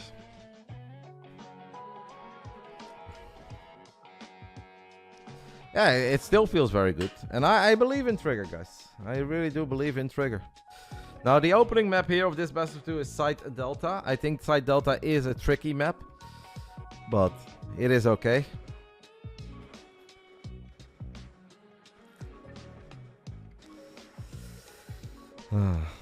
It's alright. Never out of the fight. 1 map is all we need. Time for Trigger to become a legend. He has been very big for us in WTL a couple of times when we needed him. He has defeated Beyond on a big moment. He has defeated Oliveira on a big moment. He took another map of Beyond. If Trigger beats Clem today, is Clem forced to give Trigger his DreamHack Atlanta trophy? No, that is not needed. Is that Spider-Man in the background? I definitely have no Spider-Man in the background. I don't know who Spider-Man would be. Clem is on point. Clem is an absolute animal in this matchup. He's the best TVP player on the planet. We saw it yesterday a couple of times as he battled with Harstem, and Harstem was playing really good. Legitimately very good. Had good starts, clean starts. And Clem is so good. It is not impossible to defeat Clem in PvT. But if you make 1 error, it doesn't even have to be the biggest error. But you make 1 error and he runs away with it. Clem is incredibly lethal in this matchup. Trigger is East Coast time, yes. So obviously Trigger had to wake up early, but he knew this a couple of days in advance. He has been getting ready for it. I'm sure that he's done his best to adjust his sleep schedule. And at this point, what is it for Trigger? Is it 8 a.m.? Yeah, 8 a.m. If Trigger becomes our hero, I think that would be a beautiful story. Trigger has never won a series against Clem, is what somebody is showing us, but he did win 7 maps. BASILISK Let's go, come versus on. Come on, Yoon. Team Liquid. Game 5. Let's start the game. Let's do it! One map is all we need. As one of these catchy songs goes, one map is all it takes. Falling in love with the grand finals. Let's get it on. Let's get it on. Bottom right side of site Delta. We are looking at the main base of our Canadian stud muffin representing Basilisk. It's Trigger. In the top left side, we are looking at the main base of the man who is, without a doubt so far, the MVP of the playoffs. You can get a $1,400 bonus if you end up being the playoff MVP. It's gonna be hard for anyone to outdo Clem. It is Clem. You can just walk by, that's good luck. It is good luck. I need that for the soundboard. Let's start a game. It's a good idea, mate. I'm gonna steal it. I love it, mate. I'm a fan. Trigger has his PvT tendencies. There is one thing that he absolutely loves in this matchup, and that is either the 2-gate or the 3-gate Blink Stalker opening into 3 bases into quick Colossus. I think that is a very solid way to play if you're better than your opponent or if you're even. If you're the underdog, that is not my preferred playstyle. But I also think it is important to play what you love the most, what you're comfortable with. Whatever you decide to do, I think you have to do it with heart and commitment. When you play against Clem, you cannot second guess yourself too much. You cannot worry about all the things that could potentially go wrong, because we know how incredibly good he is in this matchup. Whatever you do, whether it's the best build or not, you have to play it all out. How do I get those sound snippets? Liquid Clem, and it's going from worst to worst. You ask me very nicely if I'm willing to share them with you. Clem opened up with the eBay block, and then he's building a bunker behind the mineral line.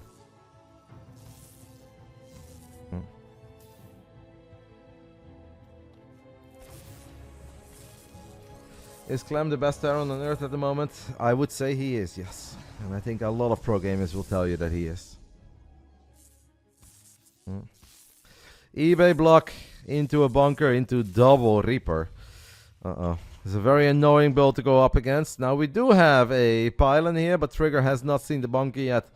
Definitely a frustrating start to this game. We're gonna get a shield battery in the main. I don't even hate that shield battery in the main, guys, because otherwise, if we try to battle this bunker, okay, he's gonna get double battery very quickly. That battery is very far away, so I'm not sure if units can actually attack the bunker while being healed up, but oh my god, 3 Rex as well. Is Clem trolling me or what? eBay block into a bunker into 3 Rex? The Reaper is here. Trigger now knows what's up. He knows that this is going to be annoying, but hey, a weird game may not necessarily be bad for our boy. We don't want to lose this adept though. He's trying to bait the Reaper, getting too close to the high ground adept. If that would work out, it would be absolutely brilliant. But it seems that the adept is suffering from the T-Rex arm syndrome and is not able to get a hit off yet. A Stalker would have been able to. It's already 2 probes going down. It's a good start here for Clem, guys. A very good start for Clem. It's a very gross opening indeed. It's a very frustrating build to go up against.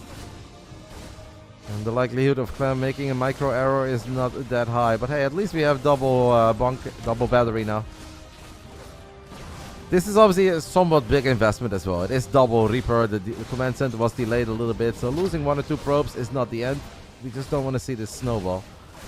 Not a probe dies. Ooh, we're going to use battery overcharge as well. But, you know, it's okay. What I would love to see here, by the way, guys, is 4-gate. I would love to see 4-gate because we need every single unit we can get our hands on. Clem obviously keeping that SCV alive for as long as humanly possible. Can we kill that bunker before it gets salvaged? We cannot. We cannot even get any of the Reapers here. Definitely a good start for Clem. But Trigger is still 7 workers ahead. He is going to get a very early Robo. I almost feel that the Robo is not meant... Yeah, obviously, if Trigger would know what we knew, I don't think he'd be getting this Robo here.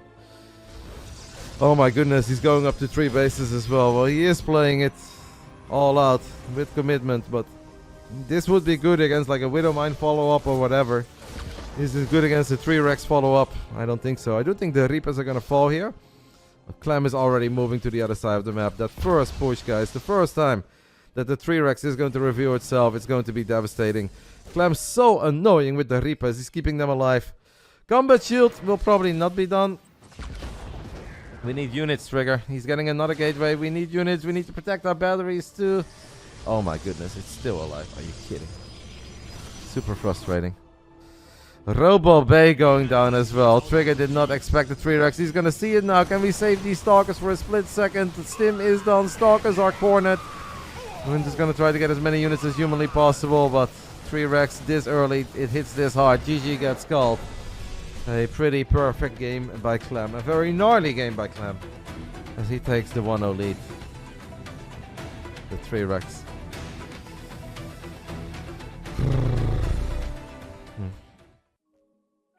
Very clean by Clem. Obviously, you gotta give him props and kudos for that. That was Terran annoyance to perfection. eBay block into double Reaper into a hidden bunker, followed up by the 3-Rex. But now Trigger can pick any map he wants, and I assume, let me just double check, that game 1 was on Europe. Game 2 will be on the American server. Let me just double check this. Yes. Game 1 was Europe. So, obviously a crappy start, an annoying start, but this was a good Terran map and it was on the European server. This is Trigger's real opportunity to bring it home. Playing on the home server, ping advantage and map choice. Clem's Reaper micro is very good. There was a lot of micro hydrant. Because a lesser Terran can never keep the Protoss busy for that long with the SCV, with the Reapers, run Reapers around, pull units out of position. Because the more that Clem is doing that, the less that the Protoss is scouting, the less that the Protoss knows that that is going to be the follow-up. So thinking that this was not micro and he just killed him, then you're not looking at the game correctly. You have to be as good as Clem to pull off a game like that.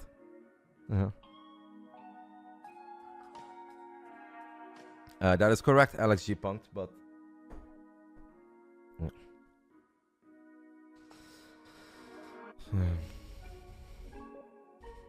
Shout out to the Albino Spider and Turti City. Clem winning 3 in a row.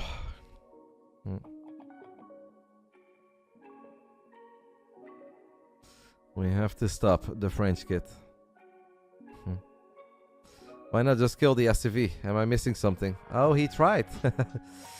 The thing is that Protoss shots of Adepts and Stalkers are projectiles, and projectiles travel.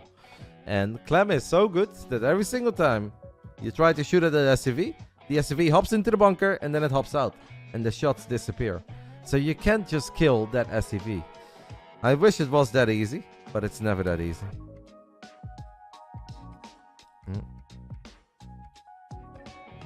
That SCV is basically Neo in the Matrix. Yep. What you're saying is he should make sentries.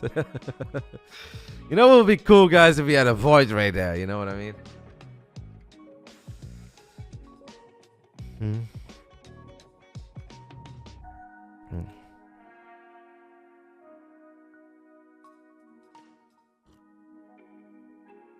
Trigger goes for Equilibrium.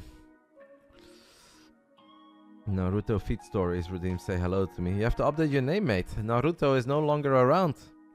He is Darbovo now. Put some respect on his name. If the placement was better, could he have pulled it off or no because of no scout? Placement of what exactly? Of the battery? Would not have changed that much. Maybe it would have made our lives a tiny bit easier. Because then we probably don't need that second battery. But I don't know if that really would have changed everything. What we could have maybe done is send one of the Adepts to the other side of the map. Instead of keeping double Adept and Stalker at home. One Stalker, one Adept is perfectly fine if you have a battery in the main, battery in the natural. So you could say that one of the two Adepts could have gone to the other side of the map. And then a single Scout could have potentially giving him the heads up. But it's okay. It is what it is. We're gonna move on. That game is in the past. We focus on this. This is the real opportunity. We're playing on his server right now. It is his ping advantage in the top left side of Equilibrium. We are looking at the main base of Basilisk Trigger. This could be his moment to be immortalized. In the top right side, without a doubt, the play of MVP so far of the WTL Code as Winter 2023 playoffs. It is Liquid's Clem. I guess we're entering 2024, but it's still WTL Winter 2023. I definitely would have preferred Stalker second, but it is what it is. He did have a nice idea with an Adept on the high ground, but yeah, Adepts just have T-Rex arms. Can Trigger do what is so incredibly hard, and that is get a map win off Clem. Especially here. Has done it before in some of the online tournaments. Protoss players do it. We don't need to win a series. We don't need to win the best of 3 or the best of 5. All we need to do is win this map. If we don't win this map, this Clan War is all tied up. And this is the closest that Liquid has been since we have started the Clan War.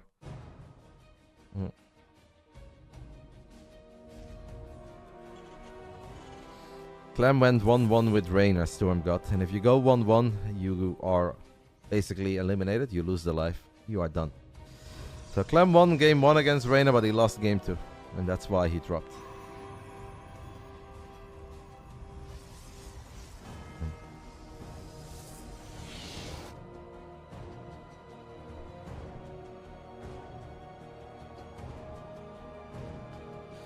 Clem basically just needs to win 2 games now. That's not true. Well, okay, he needs 2 games to send it to an ace match. That part is true. But if Clem wants to win it all, he would need to win 3 games in a row.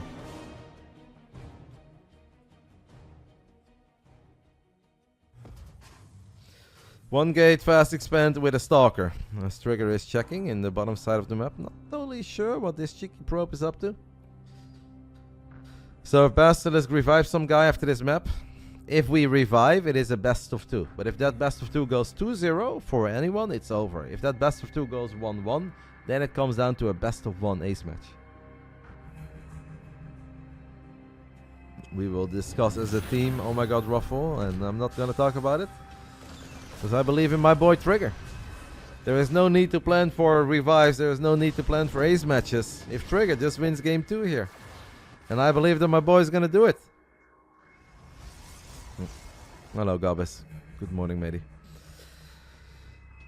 Blink is on the way. Clem is going to open up with Widow Mine drop by the looks of it. Will it be double mine? Will it be triple mine? It's okay, EG underscore kill.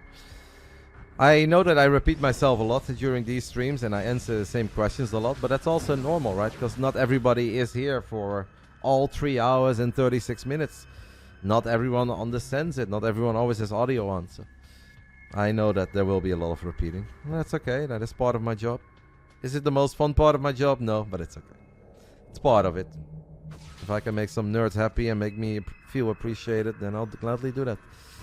First Hellion is going to drive into the main. Very important not to lose more than a single probe here. Ideally, we lose 0, and we lose 0. Perfect. Smackdown. That's how we start. Zelnaga Watchtower reveals the medevac, but obviously don't assume that it just goes into the main, because Clem can always still change course. But I think the Zelnaga Watchtower saw it. The Trigger has Stalkers in the main. We have 3 of them. We're going to split them up, get a shot off on the medevac. Clem is so good in this matchup that I'll take every single shot that we can get off. Stalker's still in the perfect position. Clem takes a look at it, knows that this is not the moment to go in. Trigger is happy. So far, so good, guys. Uh-oh, we are in trouble? No, we are not in trouble yet. We're off to a perfect start. We are off to a perfect start. Raven as a follow-up. My boy Trigger doesn't care about Ravens. Very quick robo. A little bit surprising. Not the style that we see all the time from Protoss players on this map. The very quick robo. But okay. A lot of people have tried to kill Clem with just Zealots and Stalkers because we have a mega base. Doesn't always work out. You mean in generally, not in this map? I don't... We are still ahead in the Clan War, mate. Why would we be in trouble? We never thought it was going to be easy, and we never counted ourselves rich. We know that it's hard. Obviously, it stings a little that we were so close already, and we didn't close it out, but... It is, I would still say that if you would have asked me 3 hours ago, like, hey, Ruddy, would you like to play Trigger versus Clem on Equilibrium, Basilisk 2 lives left, Clem on their revive? I would say yes, I will take that scenario. So, no, we are not in trouble. I think we are still happy with the position that we're in. Anything that we would have signed for in the beginning, I think is a good place to be in. I think Equilibrium is the most placed map in the playoffs, yeah, because a lot of Zergs will pick it, a lot of Terrans, or excuse me, a lot of Protoss players will pick it, and most of the Terrans have vetoed Ratu set, so yeah, you see a lot of Equilibrium. All the turrets are annoying, but not a lot more than that. Very quick Colossus. Obviously, guys, because of the Mega Base, the Trigger is able to get his hands on this early.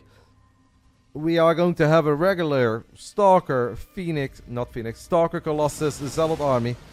Maybe with a couple of Archons. That's going to be a bit bigger than usual. Trigger is getting a couple of sentries as well. We're on 61 probes. I think Trigger is playing a really good game. He's guiding some Marines now too. Let's not lose any Stalkers. He's not losing any Stalkers. So far, I think he's playing excellent. That doesn't mean that we are going to win, but I like what I see. I'm getting a Forge as well. Gateway count is getting up there. You always trust in NA Protoss to take a single map from a top player. I love that. We have a couple of pilots coming online. They are much needed. We're going for some... I don't know. I don't know Protoss that makes a lot of pilots. 5... Oh, careful! No, no, no, no, no, no, no, no, no! Okay, maybe we can drop some force fields then. Alright, Clem thinks he sees an opportunity. Trigger says, well, I see an opportunity too. We lose a Colossus. We get the Widow Mines. We get the tank. We lost a couple of probes. I don't know if that was to the Raven once more. It's alright. We survive the very scary first push. Are we happy that we lost the Colossus? No. Are we happy that we didn't lose a crazy amount of probes? Are we still ahead? Yes. 4 base Trigger. It's okay. That wasn't too bad. It was scary, nerve-wracking, but not too bad. Love how he's still keeping those Stalkers in the main, by the way. Keeping track of that double Widow Mine drop. This is where Clem obviously is going to get access to more Widow Mines. Armory is going to come online as well. We're going to have a mine drop probably at the Mega Base. Trigger can absolutely, I think, take this fight. We have Zealots with charge. We have Stalkers. We have a couple of extra Zealots show up. We're going to let these Widow Mines... Oh, Clem with the retarget. But it's okay. It's only... Oh, it's alright. That Observer in the center of the map is golden. I'm loving that ops. Stalker shooting at the Raven. Can we find a kill that Raven? Maybe a forward blink. And we kill the Raven. That's so nice. We don't have to worry about that anymore. The Widow Mine drop in the Mega Base. Clem not paying attention. That's bizarre. Trigger not paying attention either. Even more bizarre. Hello. Ay, ay, ay. This is weird. Oh no, that's gonna hurt, guys. That's... Could have been worse. Still annoying. At least we now know that the armory is online too. Let's just... Come on. Oh, we have no detection here either. This is gonna be very frustrating. Good response at least. Okay, finally that Widow Mine drop from the main is gonna show up too. Clem now having permanently cloaked Widow Mines in 3 different mineral lines. Ay, ay, ay. And Trigger has just lost 16 probes. What Trigger will have though, guys, is a big old terrifying army. We're gonna lose a few more. Maybe we can just attack. What if we just attack? How crazy would that be? There are Vikings on the way. There are Ghosts on the way. We have Archons. I think we just go. I honestly think the best chance we will ever have, guys, is if we now just freaking go. We know that the power of the Archons will drop off if the Ghost count increases. There are 3 Ghosts on the production tab. We can snipe that medevac. We have a scary army here. We have 2 Colossus, an Immortal, a lot of Gateway units. Let's go, Trigger. No time to waste, mate. I know he's down 20 supply, but with great micro, there is a chance. Gonna warp in a Sentry and more Stalkers. Big moment. Can we do it? Clem knows that this terrifying Protoss army is coming. Nice job there with the hold position. We don't mind only shooting at a single Zealot. Can we snipe some Vikings? The Viking count is not crazy high yet. Colossus are super important. We can't lose those. We don't want to wait. The longer we wait, the more... Oh, it's so hard as well. Trigger is going to spend his money as he goes up to 118 supply. 1-0 upgrades for Trigger. Big moment. There is an Observer in the mix. Happy to see that. Scan. Oh, that Scan actually killed the Observer, guys. Cool move by Clem.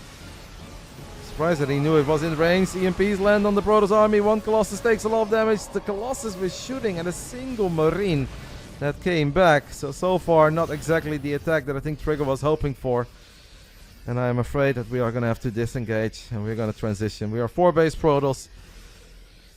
We're gonna go triple robo, we're gonna go mass disruptor. Clem weathers the storm, Clem survives what could have been scary, but turned out not to be all that scary.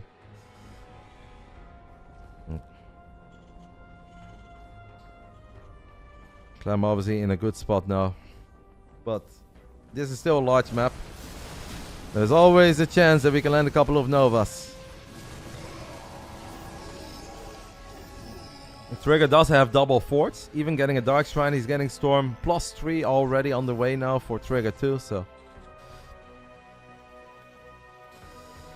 Not the dream position that we could have been in after 11 minutes. I think the first 5 minutes were really good. The Widowmine drops hurt a little. That Colossus loss. Ideally, we wouldn't have lost that Colossus. You just lose a couple of gateway units there, but I think there is still plenty to play for.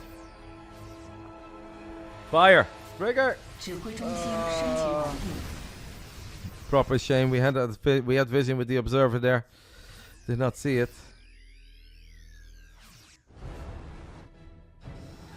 Warp Prism in the top side of the map. Clem has a floating factory as he just wants to have vision. Clem is now going to dig in his heels. 4 command centers at once. He's going to build some sensor towers, some missile turrets. Triple Immortal is on the production tab. Clem is obviously incredibly good against the Disruptors. This Warp Prism, yeah, there is no entrance into a main base.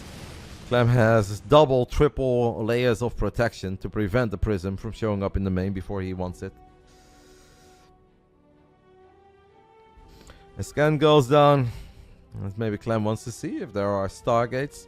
One thing that I'm a bit worried about, guys, and that is often something I feel like Protoss players think about almost a bit too late, is that we now enter that phase of the game where you're obviously going to see Liberators with advanced ballistics.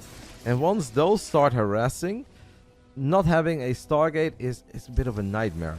Like, you don't need to go all out Tempest if you don't want to do that.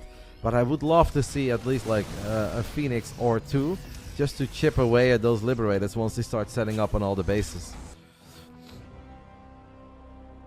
High Templars are very close to each other. We have Storm, that is nice. Maybe we can land some magical storms.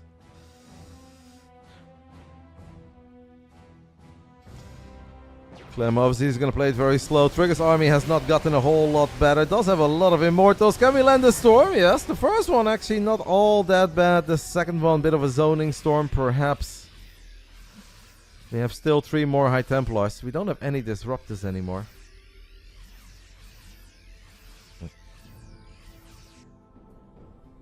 Trigger has some money in the bank, but breaking Clem is going to be incredibly difficult. One Colossus I think is going to die here as the Vikings will get their shots up. That Colossus is going to fall. The EMPs are massive. The Immortal count is sexy. There are 28 Marauders on the map though. And obviously EMPs are the biggest enemy. We are keeping these High Templars safe. It is all about maybe like landing some feedbacks, landing a couple of storms. I wouldn't hate at least a Disruptor or 2. Trigger making double Prism and 8 more Zealots. As the Clem is throwing down scan after scan, keeping an eye on these High Templars. Ooh, this is annoying. Okay, he tried to snipe. Surprised he didn't go for an EMP. Storm clips a couple of buy units. Stalker Immortal gets a couple shots off. The Zealots tried to make magic happen at the third. It did not happen. We're going through a bit of a choke point here. War Prism comes in, drops the Storm. Can we really keep going here, Trigger? I feel like a lot of the units are not fighting. We do land another Storm. The supply is still very high. We have Prisms for days. As Clem has Command Centers for days. The Liberators are starting to arrive. We have 3 of them. Like 3 Liberators is still something we can get into. We are dancing around. We're going to try to get on top of the planetary. We need to make sure we always have a couple High Templars with Storm available. Double Prism over here with a lot of High Templars. Immortals will take out the planetary. Trigger takes out a base. Snipes the Lip as well. Clem obviously has bases for days. There are 7 Lips on the way. Like, as scary as it is to be here, I do like that we are here. And I think we need to keep going. Because Clem's army is going to get so ridiculously powerful. And I don't want to say that it's like now or never yet, as we might kill another Orbital. Can we land a Storm? We do land the Storm. 5 goes, 2 Lips, advanced ballistics on the way. Once that is online, guys, it gets really, really, really scary. Careful with the High Templars, mate. Don't let them all get clumped up. There is a Warp Prism there. The Warp Prism was almost like fake. Clem was very worried. 3 High Templars are in the front. Why are they in the front? I don't know why they are in the front. The Immortals are kind of battling by themselves, but we are at least denying the Mega Base. Trigger is rich, has money in the bank, is applying pressure. But that Liberator count, guys, is about to get crazy high. He's going to blink forward. Storm, Storm, Storm. We are going to Storm a little bit. Are the Storms good enough as we land another Storm? But the Liberators make justice rain from above. Our gateway count is decent. But Lips are so damn powerful. And Clem is also getting that base at the bottom side of the map. Oh, I felt like we got close there for a bit. Maybe we can blink and snipe some ghosts there. Yeah. Was an opportunity. Trigger disengages. Ooh, that had potential. That got scary, guys, but that got exciting, I want to say. But Trigger is now splitting up his army as he's going to try to take out that base in the bottom side of the map and get on top of the third. Are those Vikings still here? No. It's a lip, a fortified bunker, a permanently cloaked widow mine, as the Zealots will at least reveal to Trigger that the army is here. Can we take out this base? War Prism needs to be careful. It's a low HP Prism. Lends a feedback, lends a storm. Could maybe land another storm. Oh man, that previous fight, I really felt there was some potential there, but damn lips. Storms are good. Clem is maxed out, but does not have a crazy amount of money in the bank, but he does have crazy good income. Now the Immortals are going to get attacked. I think Trigger kind of has to turn around and fight. Obviously, lips are scary here, guys. Oh, we need to get out of these circles. We need to get out of these circles. As the Immortals do make it out of the circles, a couple of the Stalkers will make it past as well. Another Liberator will fall. Warped in a few more. +3 attack down, +3 armor, but finish up as well. Maybe one more forward blink, at least good enough to kill one of the lips. So annoying, but this is, by the way, guys, where we don't have a Stargate. As Clem notices that there is another Colossus, Trigger builds a Stargate. Trigger also expanding non-stop. I do think our boy is playing a great game. But I've seen a lot of Protoss players play great games against Clem, and they often end up short. It is going to be so hard to win this one, but if he does, he's an absolute legend. War Prism, first one dies in the main. The second one is low on HP and it's carrying some very precious cargo. So we need to be omega careful with it. Stalkers blink and gun down the lip immediately. Can we land some storms here, guys? Careful with the Prism, please! We unload High Templar, we unload another one, we unload most of them, but the EMPs is still good. The storms are decent. Trigger does not have his entire army here. Tries to get one of the lips. Won't quite get it. 2 Immortals, High Templar, and a bunch of Stalkers are battling. Wherever there is a circle, you shall not go. Trigger is still on 75 probes. Maybe he can snipe that lip. At least we have a Stargate.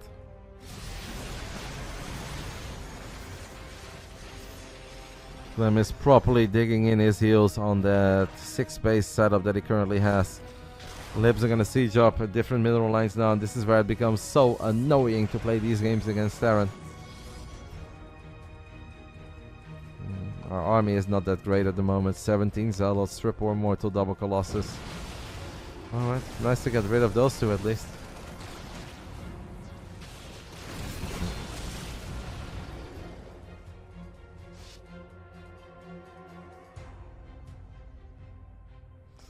What is the end game to defeat this? A lot of Protoss players have been asking that very question. Some believe in mobility, some believe in a mixture of Tempest and static defenses. It is very hard. Oh, he's gonna. Oh my goodness, that War Prism dies with a lot of units inside of it. I don't know if those were all High Templars or not. Trigger thought he could maybe backstab the army, but that was definitely not the move. So we are now gonna run our army towards the top right side. If those were 4 High Templars, and by the looks of it, those were 4 High Templars inside of that prism, that is obviously a bit of a disaster. Clem has 2,000 minerals and 1,800 gas in the bank. Trigger is going to try to make some magic happen here with this army, but this army is eventually going to get cornered. Clem even firing off a nuke. As one of the lips does get picked off. Oh, I felt like he was close at one point with the Immortals and the Storms. DT does take off the Ghost. So many Liberators. 10 lips, 10 Vikings. What should Trigger build? Your guess is as good as mine, but I think the Zealots and the Stalkers and the Immortals, it only ever works if Clem messes up. The problem is that Clem is the very best out there, and he doesn't do a whole lot of messing up. Warping in more Zealots, but obviously Zealots are not going to keep us safe. Oh. Start was promising, had our moments in the mid-game, but like so often for Protoss players, promising is all that it really was. A few more storms land, softening up some of these lips. Trigger needs a minor miracle at this point. We're going to need some of the biggest storms that we have seen in a little while, as there is a crazy amount of freedom that's being spread over here. It's going to go for another counterattack. We do have DTs, we can still make this a bit messy and scrappy, but that Ghost liberated medevac army. so terrifying to look at. I do like the chaos that Trigger is creating here, and we even have a Void Ray in the mix. Why not? Send that Void Ray in right now. Shift click some lips. If we have a Void, we may as well. Huh.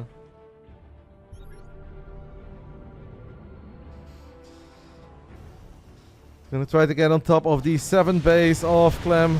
Void Ray gets moved to the side. Immortals are gonna go for it. Stalkers and a Void maybe at the kill it. A lot of SCVs dying, but here are the circles one more time, and they're gonna push the Protoss army away. Zealots get picked off. A couple of the Immortals get tagged.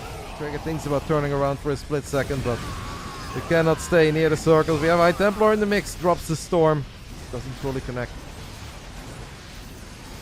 Trigger definitely, it feels that he's running out of steam. It has felt that he's been running out of steam for the last few minutes, to be fair. And our boy is battling and he's trying. But it is looking grim. I'm gonna take a tiny look, guys, at the chat with the boys.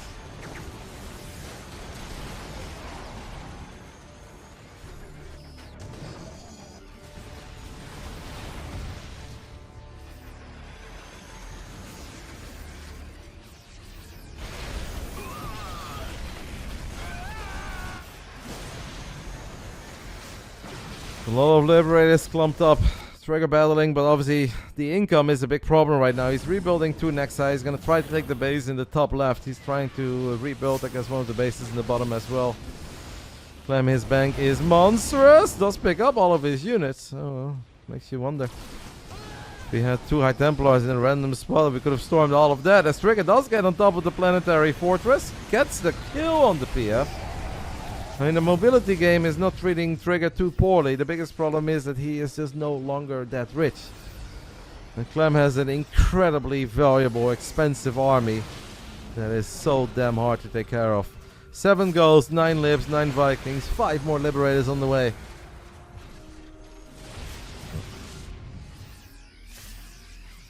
And I'm afraid that we are reaching the beginning of the end. Trigger's gonna try to build another Colossus. We do land one more Storm. Doing his absolute best, still active with Zealous and maybe a random DT here and there as well around the 3rd, but Clemis is not going to give a lot of openings. There are those Dark Templars, so a few SCVs will fall. This is the army that we somehow need to clean up.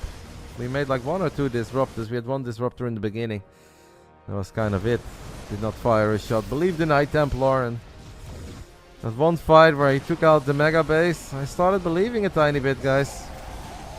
We're gonna blink forward, take care of a few more Liberators. The Widowmines fire, the Zealots will do their thing on SCVs and do their thing on depots, refineries, and maybe a base or 2. The biggest problem is that that army of Clem is not going anywhere. I think what Trigger is trying to do here is just trying to buy time for himself to rebuild some economy, and he is doing maybe that. I mean, this does look somewhat promising, but Clem is not turning around. Clem has a couple of defensive units. He's going to focus. Nice Storm over here by Trigger. Whoa, we'll land a few more of those, guys. And the sky is the limit. But losing the triangle is problematic. Losing all these probes is problematic. Both players down to 37, 49 workers. It is just that main army of Clem that is so damn terrifying. Stalkers will blink forward. Hard to see how many bio units there are underneath. We have activated terminal cloaking, and I don't see an observer here, guys. So these invisible ghosts are just doing their thing. Now at least Trigger is killing a lot of the medevacs, but that is not going to be enough. There is still no observer inside. It's not the invisible man with a sword. It is the invisible lady with a big old gun that is going to reign supreme here. Clem is an animal. Clem had to win 4 games in a row for Team Liquid to send it to our revive match. Clem has won 4 games in a row for Team Liquid. That means it comes down to a revive. Zealots, Stalkers, and Immortals will clean up those 2 goals that cost a lot of pain. But it's a day late and $1 short.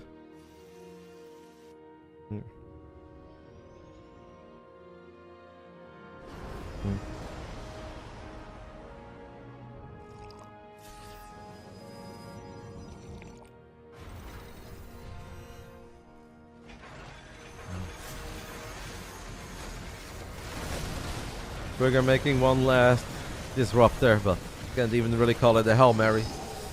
Would be a Hail Mary if we had no arms. GG gets called. Clem does what he needed to do to keep his tournament hopes and dreams alive for his boys. The playoff MVP is shining bright. It is time for us to send in our revive player.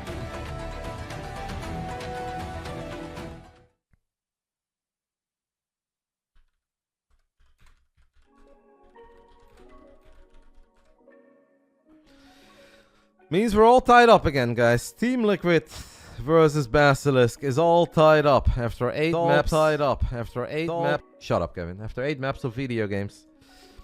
And now it comes down to our revive. We will revive a player. I will let you guys know soon who we decided to revive.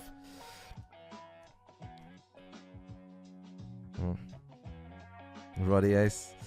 So it is a revive match. This is a brand new best of 2.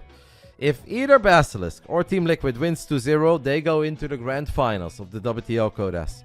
If it goes 1-1, it will go into another round, a best of 1 ace match. Whoever plays in the revive match cannot play in the ace match.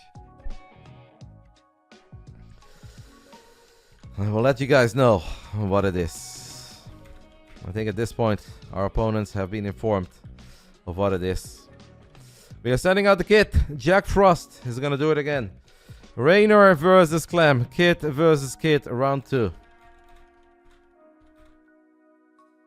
I think this is everything that we were hoping for. And when it came down to the WTL Code S playoffs, these matches have been epic. These Clem wars have been epic.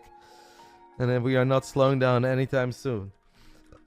Your revive player cannot be your ace player, guys. Keep that in mind. Reynor versus Clem.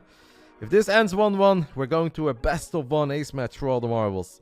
If this goes 2-0 for either player, it is all over. Reynor, Clem. 2-0 Reynor, 2-0 Clem. Or will it be a draw? You guys have 10 minutes. I expect this to be a massive prediction. Go ahead and put your millions of imaginary internet Roddy currency on the line. So we have Smokeping stopping by with the message of Tobias. Tobias being sweet to Smokeping. That's what it is. Thank you, Tobias. Thank you, Smokeping, for stopping by. Whew. All right.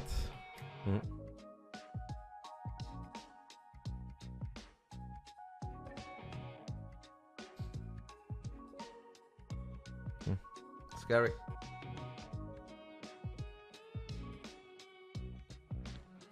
Favorite tourney in a while. I was really looking forward to it, and I can't say I've been disappointed so far this weekend. First day was maybe a bit of a warm-up day, but we still had some great games. Yesterday, fantastic. Today, fantastic. Multi says I've redeemed VIP. Alright, mate. There you go. There you have it.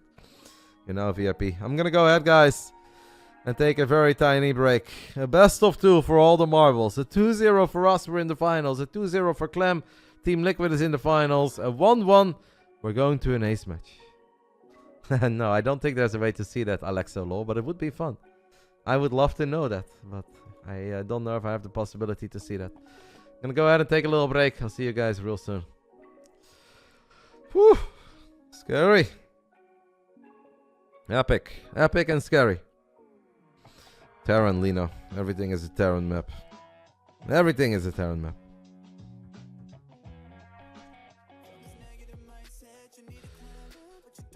Alright.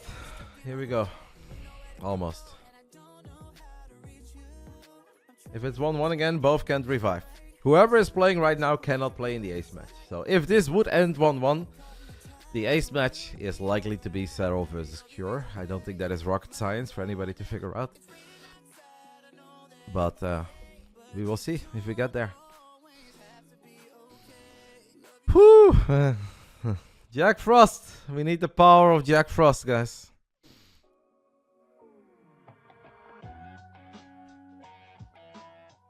Roddy's not coming on for the ace. I mean, I want to keep you guys in suspense for a little bit longer, whether or not Roddy will come out for the ace match. If Mana wants to settle it, you know, no. I would not be humanly capable of handling that stress, guys. And on top of that, Mana is a whole lot better than I am. So no.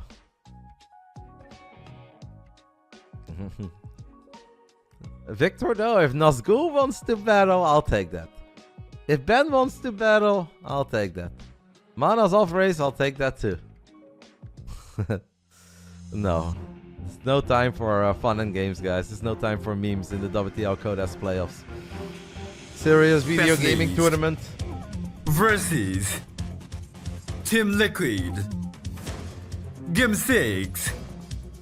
Let's start the game. Let's start the game. Let's get it on. Round 1. Fight! Here we go. One of the bigger series that this young man is probably going to play throughout the entire year. That goes for both of them. In the top left side of Heartlet, we are looking at the main base of Basilisk Reynor. In the bottom right side, we are looking at the main base of the playoff MVP so far, your ESL Winter 2023 Atlanta champion, Team Liquid's Clem. Those Terrans can bleed. We've seen them bleed. Let's see it one more time.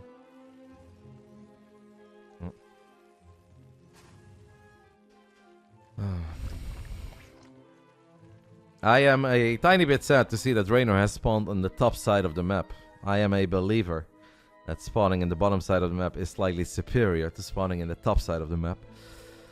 A lot of people think I'm crazy for saying that. I am a pretty strong believer in it. It's obviously not the biggest of deals. You're still going to have to play very well, but I personally do my best work from the bottom. And I think a lot of Starcraft 2 players shine a little bit more when they can micro their units to the bottom side of the screen than when you have to micro your units to the top side of the screen. And obviously if you spawn in the top side of the map, more often than not, the armies will look at each other and you micro back towards your main, they micro back to their main.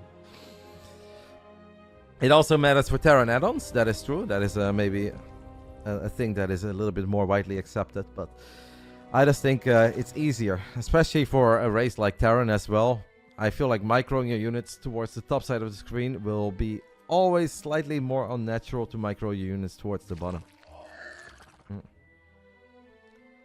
What did you say, Dan? I said what I said, mate.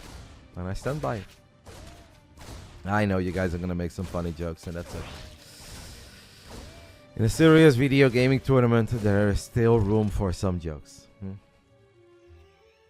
Some players have agreed with me on my statements in the past. Other people think it does not matter at all. I do think for Zerg maybe it matters a tiny bit less, because Zerg is not too much about like microing units back, right? For Zerg it's more just diving on in there.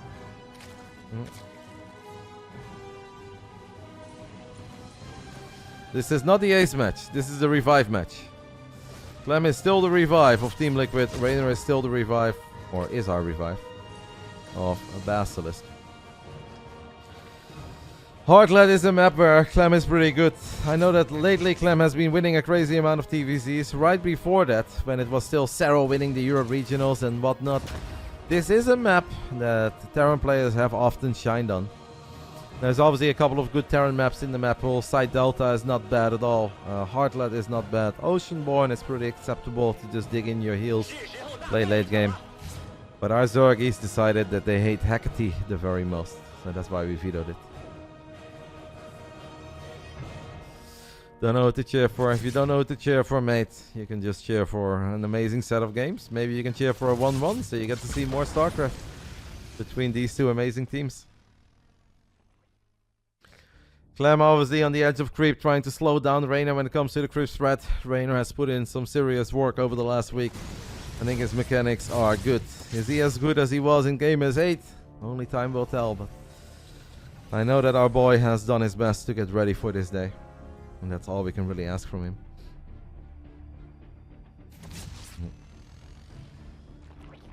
He's cheering for everyone to have a good time. I have a hard time believing that if you love StarCraft 2 that you didn't have a good time so far today. I think the games have been damn good, very high level. With a couple of very surprising twists and turns. I think everything that we can look for in an exciting day of StarCraft 2. In the finals of a tournament, whether it's online or offline. It has been a good day. Hopefully for us in Basilisk it has a happy ending too.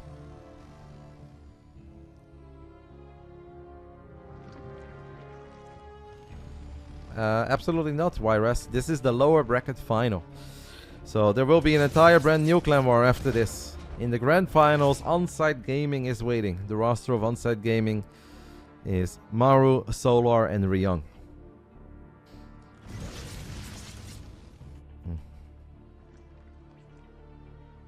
Clem has won 16 TVZs in a row. He also just had a draw, mate. A draw would not be bad for us. I will gladly take a draw, as Clem is a little bit slow with the Liberator this time around. I mean, it's a little thing, guys. Obviously, the unit didn't even go down. But just the fact that Reynor did a lot of damage to the Lib makes me happy. Clem is so good that it's not about picking up units. It's about softening up units. It's about limiting their potential. And getting a bunch of shots off with your Queen and Spore Crawler on that Liberator will limit the potential, so... Tiny victory there for Reynor. The tiniest of victories, but on this level you will take the tiniest of tiniest victories. And look at that, guys. Reynor fires up Burrow 6 minutes into the game. Cancels Burrow. Wants to fire up something else. Reynor is not a very big Burrow guy. Maybe he wanted to go for a lair? Well, we have a lair, so that doesn't make any sense. I'm getting Baneling speed too. Maybe he thought about Burrow and then he's like, nah, I'm not doing it. Or maybe he was trolling me. Is Reynor world class enough to get me excited over Burrow in the WTL code as lower bracket final to just cancel it immediately and be like, got him. Wouldn't surprise me. I don't put anything past this kid. Clem throws down a scan, picks up a creep tumor or two. There are Widow Mines in the mix. This is obviously where things can get scary and serious immediately. It's a very normal setup so far, as we do have the Hydra then. Go down, one Widow Mine. Ooh, that second Widow Mine fired as well towards the very end. I mean, that Widow Mine was dead. It fired a missile from its grave. So a couple of Banelings go down that we didn't really want to lose, but it's not at the end of the world. Liberator on the left is annoying, but Reynor's pretty quick to respond. It's a lot of Queens that we're bringing over to deal with that Lip. Alright. That is obviously at least a lot of Queens that are able to get shots off. He cannot quite kill it. We'll connect with a couple of Marines on creep there. First few Hydras are on the way. Clem has dropped an armory. He's going up to 4 bases. Does Clem have any tanks at all, by the way? Or just goes straight into mines? Feels like he just went straight into mines. Huh? Double factory, building 3 mines at a time. Does he already have drilling claws, guys? I don't think so, right? Unless I completely missed that, then we would have the quickest drilling claws ever. Maybe that's something that Clem forgot. Baneling speed is done right now on the side of Reynor. Banelings on creep are going to try to connect. Clem's micro is good. Reynor's micro is good. And in the end, Reynor gets an alrighty trade here. I don't hate it. We keep the hatchery safe. Couple of Hydras are going to push the army back.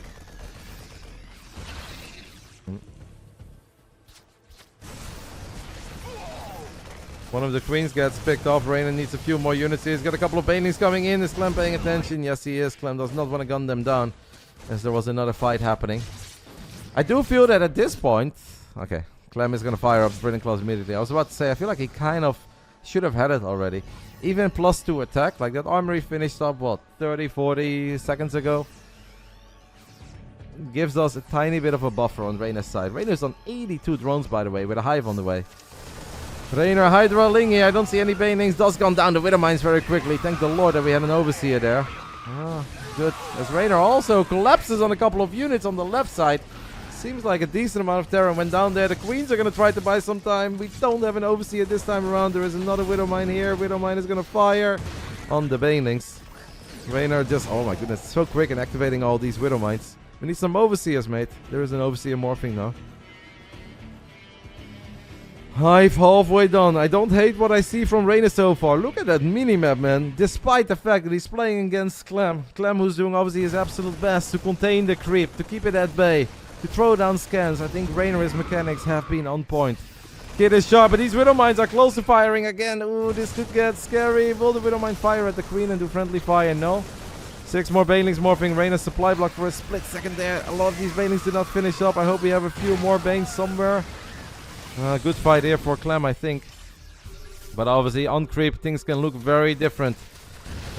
That's a good Widow Mine shot for Clem as well. There's a lot of the Banelings of Reynor going down, but there are still a couple of Banes remaining. Clem has Medivacs, guys, in the top side of the map.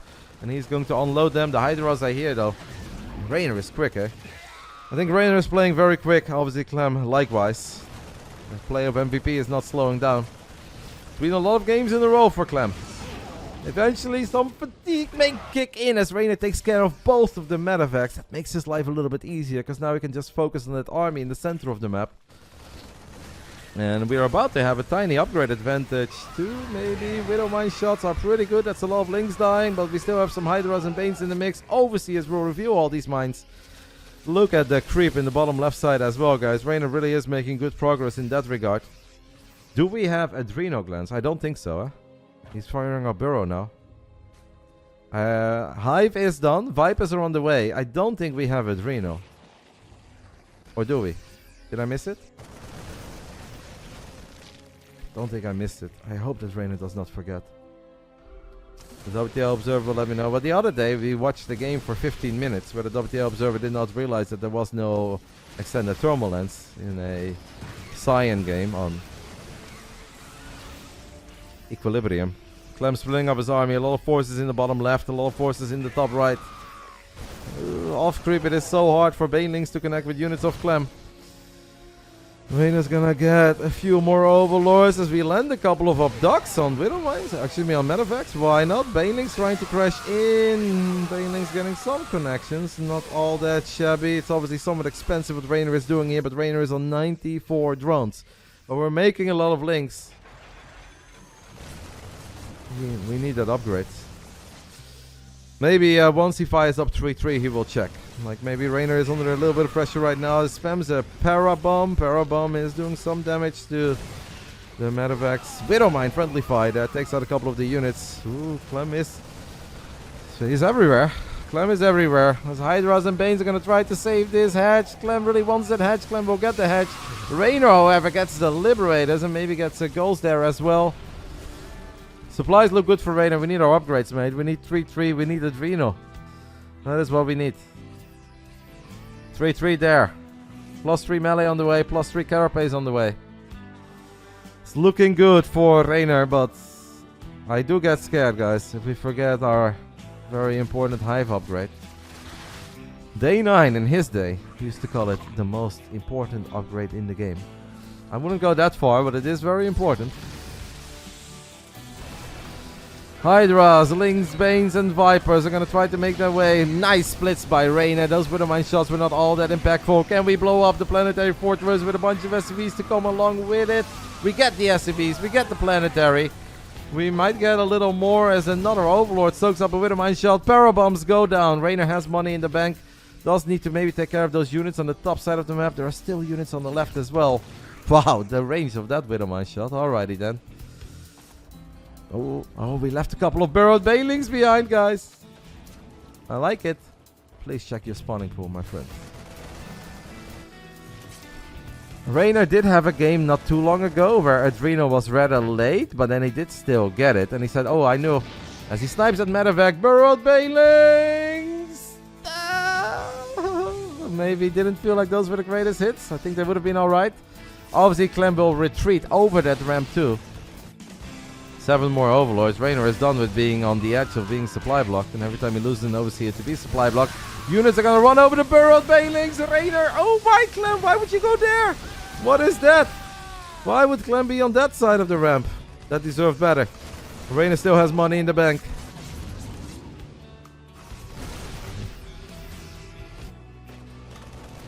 Four Marines get unloaded. I mean, there is a tiny chance that I miss Adreno, but I really don't think that is the case. I don't think Reynor has it. But I also don't think it matters. Fireworks, 4th of July. We have an infestor on the map too. There's a tiny... Oh no, the Widowmines are... The Banelings are about to be revealed by the missile turret. I said that in a very dramatic way. It's obviously not that dramatic, but... I'm still sad about it. I would have loved to see it come into play. The missile turret has revealed it. Shows the upgrades, please. I was like, oh no. I just wanted it, guys, one time. I wanted to feel validated. 3-3 upgrades about to kick in for our boy. Clem's still thinking about it. Parabomb number 1. EMP did land, by the way, on the Vipers. So 2 Parabombs go down. Clem incredibly quick with splitting off those Medevacs. So Clem micro that, I think, to the best of his abilities. Reynor burrows 4 Banelings on top of that ramp. There's a few of the Banelings making it to this middle line. In the end, he'll settle for a couple of depots. Widowmine drop. There is so much happening. Some proper high-level Starcraft here today, guys. In the WTL Codas playoffs. Still like where the game is going for Reynor. But I think if we know one thing, when we play against Clem is that you never ever celebrate too early. There's a whole bunch of burrowed widow mines on that ramp near the Zelnaga watchtower on the left side of the map. It is obviously important that Reynor keeps on finding damage. Clem is gonna get close to those burrowed banelings, guys. He has thrown down a scan. Reynor can maybe push him into it. Clem is going to retreat, throws down a scan, sees the burrowed banelings. Clem is too good. That is probably not going to be the play. Reynor is making a lot of links, takes a decent fight here, but links without Adreno will be a whole lot less impactful. He burrowed a couple of banes there, I believe, or just a single one, but Clem saw it immediately, even in the midst of all of that. I think there is a single burrowed Zergling on the right side, delaying that command center from landing. There is Adreno glance, guys. 60 minutes into the game. Important. Important to see this. Reynor is going to try to make some magic happen. Not a crazy amount of banelings. I'm not sure if that is enough to kill the PF, but maybe with all the Hydra support, a couple of SCVs very low in HP. It's repair. It's Hydras. It's repair. Clem keeps the base alive. Reynor turns around there and says, mate, your medevacs are not even in the fight. But the planetary fortress survives, and that is a big moment. Oh, 1 or 2 more banelings, guys. 1 or 2 more banelings there. As that burrowed Zergling on the right side was revealed by a scan. At least Reynor sees this. Okay, that's big. We can do it all over again. We're about to get +1 missile attacks as well. Maybe that could have been a tiny bit quicker too, right? Because obviously the Hydra count is pretty high. And if Marines and Marauders have +3 armor, yeah, we're gonna need some Hydra upgrades. He's cooking though. Reynor has played a fantastic game. I can't say anything otherwise. But it is way too early to celebrate. Clem is so incredibly good at the moment.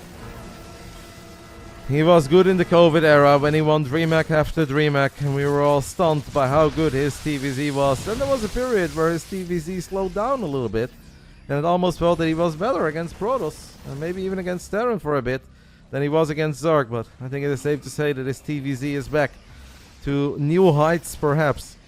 The good news is that our Zergies also never stop evolving. Burrowed Infestor guys behind the army. Land the Fungo on the Ghost. Land the double Fungo immediately. Is that good enough for Banelings and Vipers to connect? It is not good enough. But it at least creates some space here on the high ground. I'm just stunned, guys. They're both so incredibly fast, good, and talented. It will be absolute heartbreak if this doesn't go our way, but hey.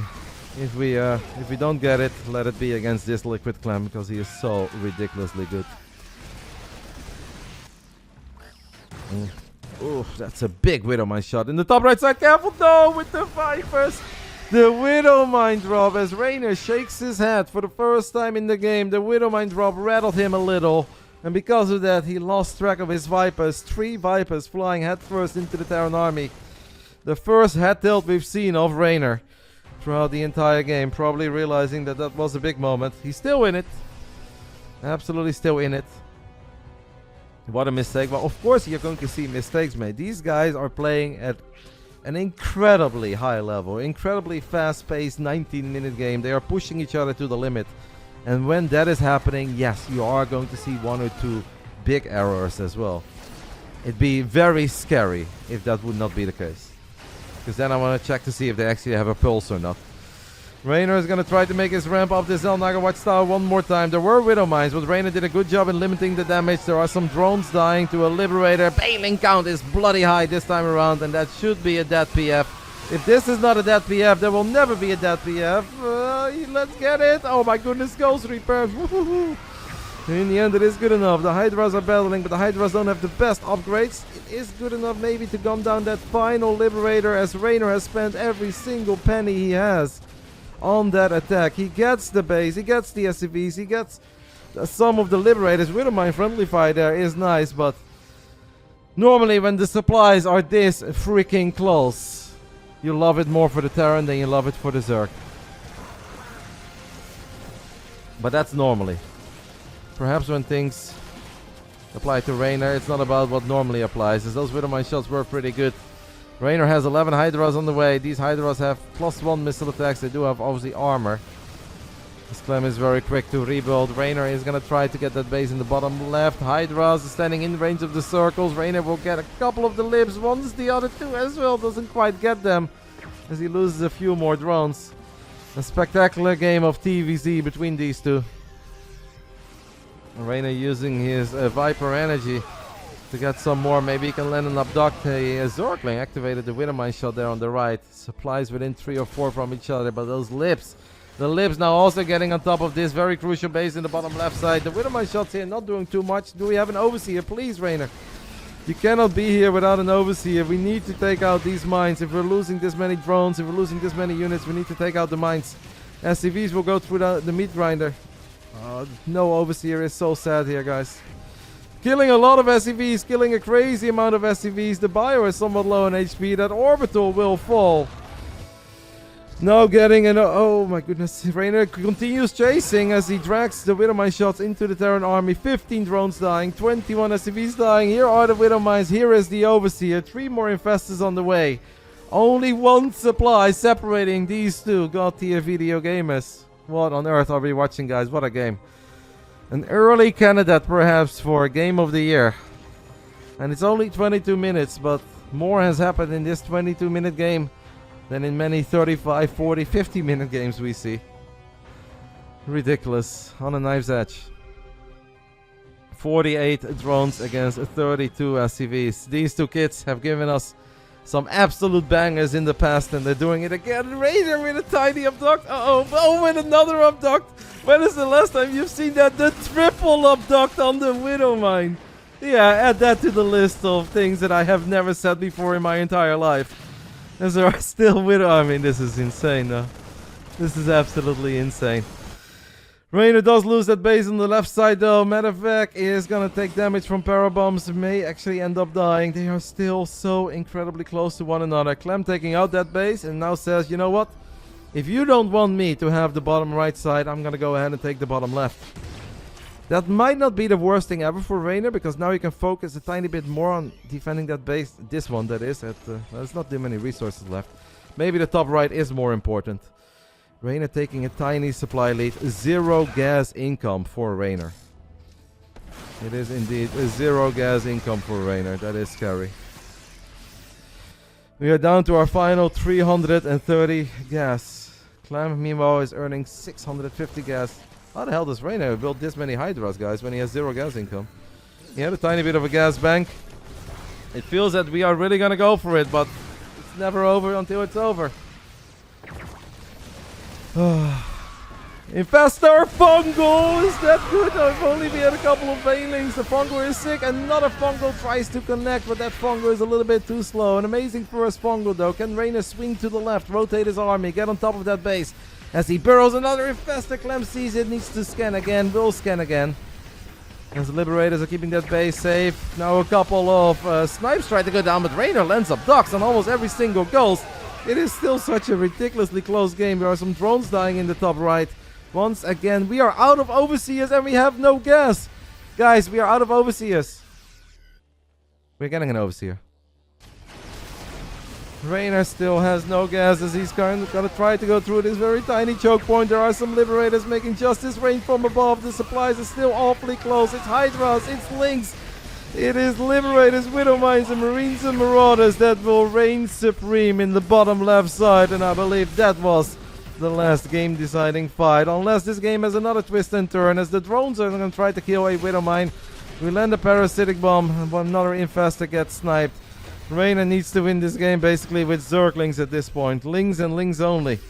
Unless we can re-establish something that resembles a economy, but I don't know if we have any Queens. Reynor has some gas income now, guys. We are getting a couple of Banelings. I guess if we have... Where have we taken those Extractors? Maybe on the left side, I believe. The 9 o'clock base, I think Reynor has taken 2 Extractors. Vipers need to be careful as we at least drop a parasitic bomb, but it's -2 Vipers again. As there are more Widowmine drops in the top right side. Clem gets very good connections. Reynor drops to 26 as we do have a run by in the main. Almost forgot that that was a possibility. We haven't really seen that. There's been so much action in the center around the bases. We haven't seen too many run-bys. Is it too late? Well, he pulls a lot of units out of position, but I think Clem still has enough to defend the bottom right, or bottom left, excuse me. At least he's going to try. Reynor, that one Liberator of Clem, by the way, is doing God's work, as it has picked up so many links. Reynor is forced to tap out. GG after an absolutely insane game. It is Clem who takes the lead for Team Liquid for the first time in this entire Clem War. One of the better TVZs you are going to see in 2024. One of the better games that I've seen in a very long time. I have goosebumps on my arms. I'm not happy with the outcome, but I appreciate the effort. Insanely good game between these two. Clem takes the 1-0 lead. Reynor, however, will have map choice, guys. Reynor can pick whatever map he wants. Earlier he picked Equilibrium. Will he pick Equilibrium again? Can he at least tie things up? Can the 50% man do what we love him to do, what we need him to do now more than ever?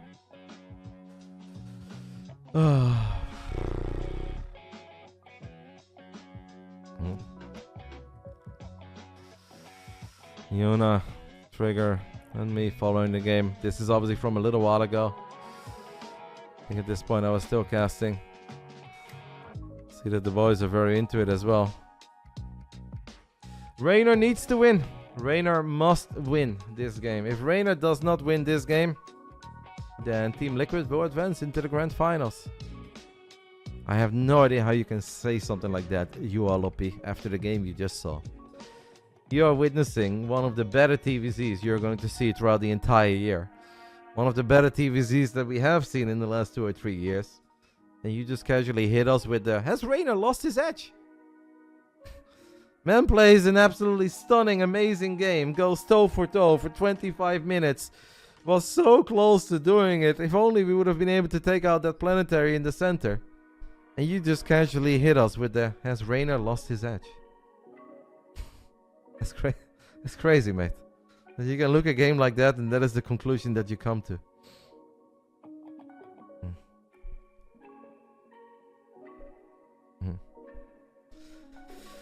An amazing show.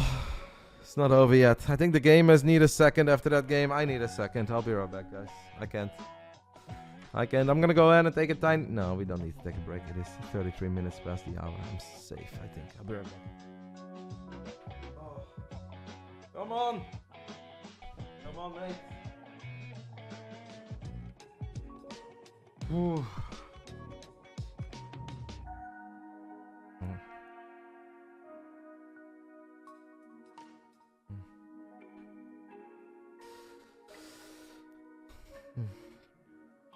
Yeah, Clem is on an absolutely insane run in these WTL Code S playoffs. But it's gonna be Equilibrium once more. Clem has played this map twice today against Azurgis. He lost to Reynor, his Muda Ling Bane, earlier in the Clan War. Feels like ages ago. Beat Serral. Even though Serral was so close to bringing it home. This is indeed intense. AF, will you cast the final even if Team Liquid wins? Yeah, of course. I mean, and I'm not just a Basilisk member. I'm a lover of the game. I'm a fan. I have a crazy amount of people watching. Of course, I will do that. And I will do my best to do a good job in it as always. But hopefully, that question is irrelevant. Because Jack Frost is going to bring it back. 2 extraordinary Starcraft 2 talents are going to duke it out with each other again. 2 good friends of one another. Kid versus Kid. The score is 2-1 in favor of Clem today.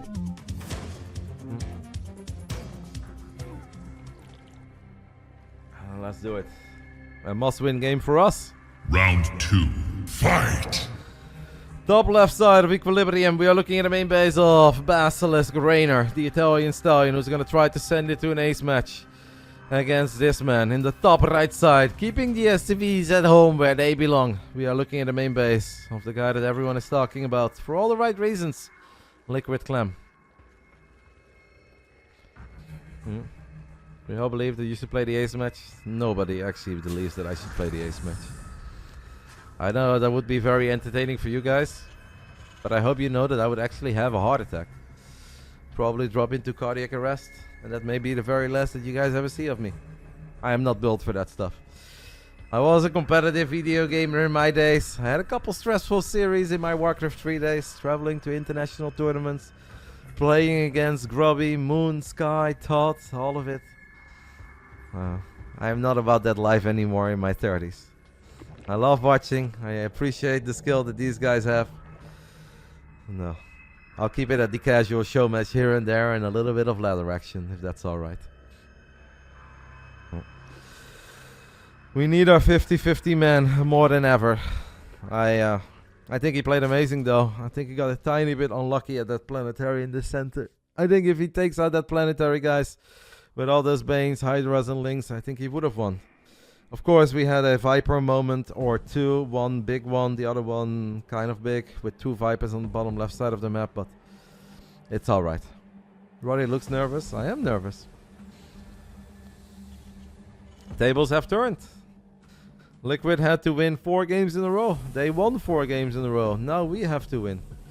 A must-win game to send it to an ace match. If Reynor wins this game, it goes to an ace match.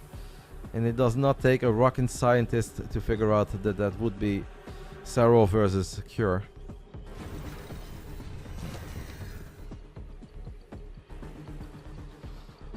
Yeah, but Zin and Coffee. It's almost like Shopify Rebellion is also a very good team, right? Turns out that defeating Hearthstone, Lambo, Scarlet and Beyond ain't easy. Surprise Pikachu.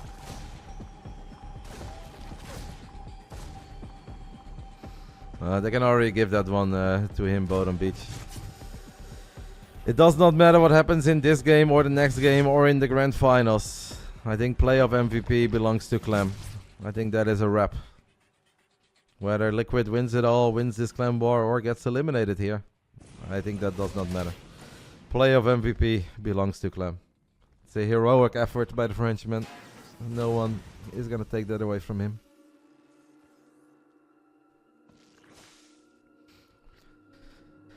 Clem opens up with 2 Cyclones. The Cyclones that gave him a magnificent start on Golden Aura against Reynor. Thank you to Zwoki for the 2 months. I appreciate it, matey. Much love. Clem played more than well yesterday. Clem played stunning yesterday. Clem was amazing on the first day. Clem has done a 10 out of 10 job for his team. I know you're going to say that he could have done better because he did lose 1 map here, 1 map there, but no, I don't think he really could have done better. I think this is the best you can hope for from any gamer. There is no 3rd CC yet for Clem, but Rainer's Overlord did spot those Cyclones, guys. The Cyclones also spotted the Overlord, so they will turn around. They're going to lock on it. It's important for Reynor to immediately build an extra Overlord. Maybe 1 more. There we go. I'm okay with losing that Ovi and giving us the heads up that this is happening. Rainer's sneaking Lynx to the other side of the map, guys. Reynor is already sneaking Zerglings to the other side of the map. It's not much, but it can be honest work. United as one, Coco. Under the universal flag of gamers, we stand united. Clem leaves a couple of Hellions behind as the first queen does fall rather quickly. Here are the Zerglings. There's only 1 Hellion. This is going to be annoying for Clem. Can Reynor get the surround? Oh, he's close to getting the surround, but he does not get the surround. Instead, it is Clem who's actually killing a couple of drones with that Liberator. Good crisis management there by Clem. Shame that Reynor couldn't get the wraparound on that Hellion.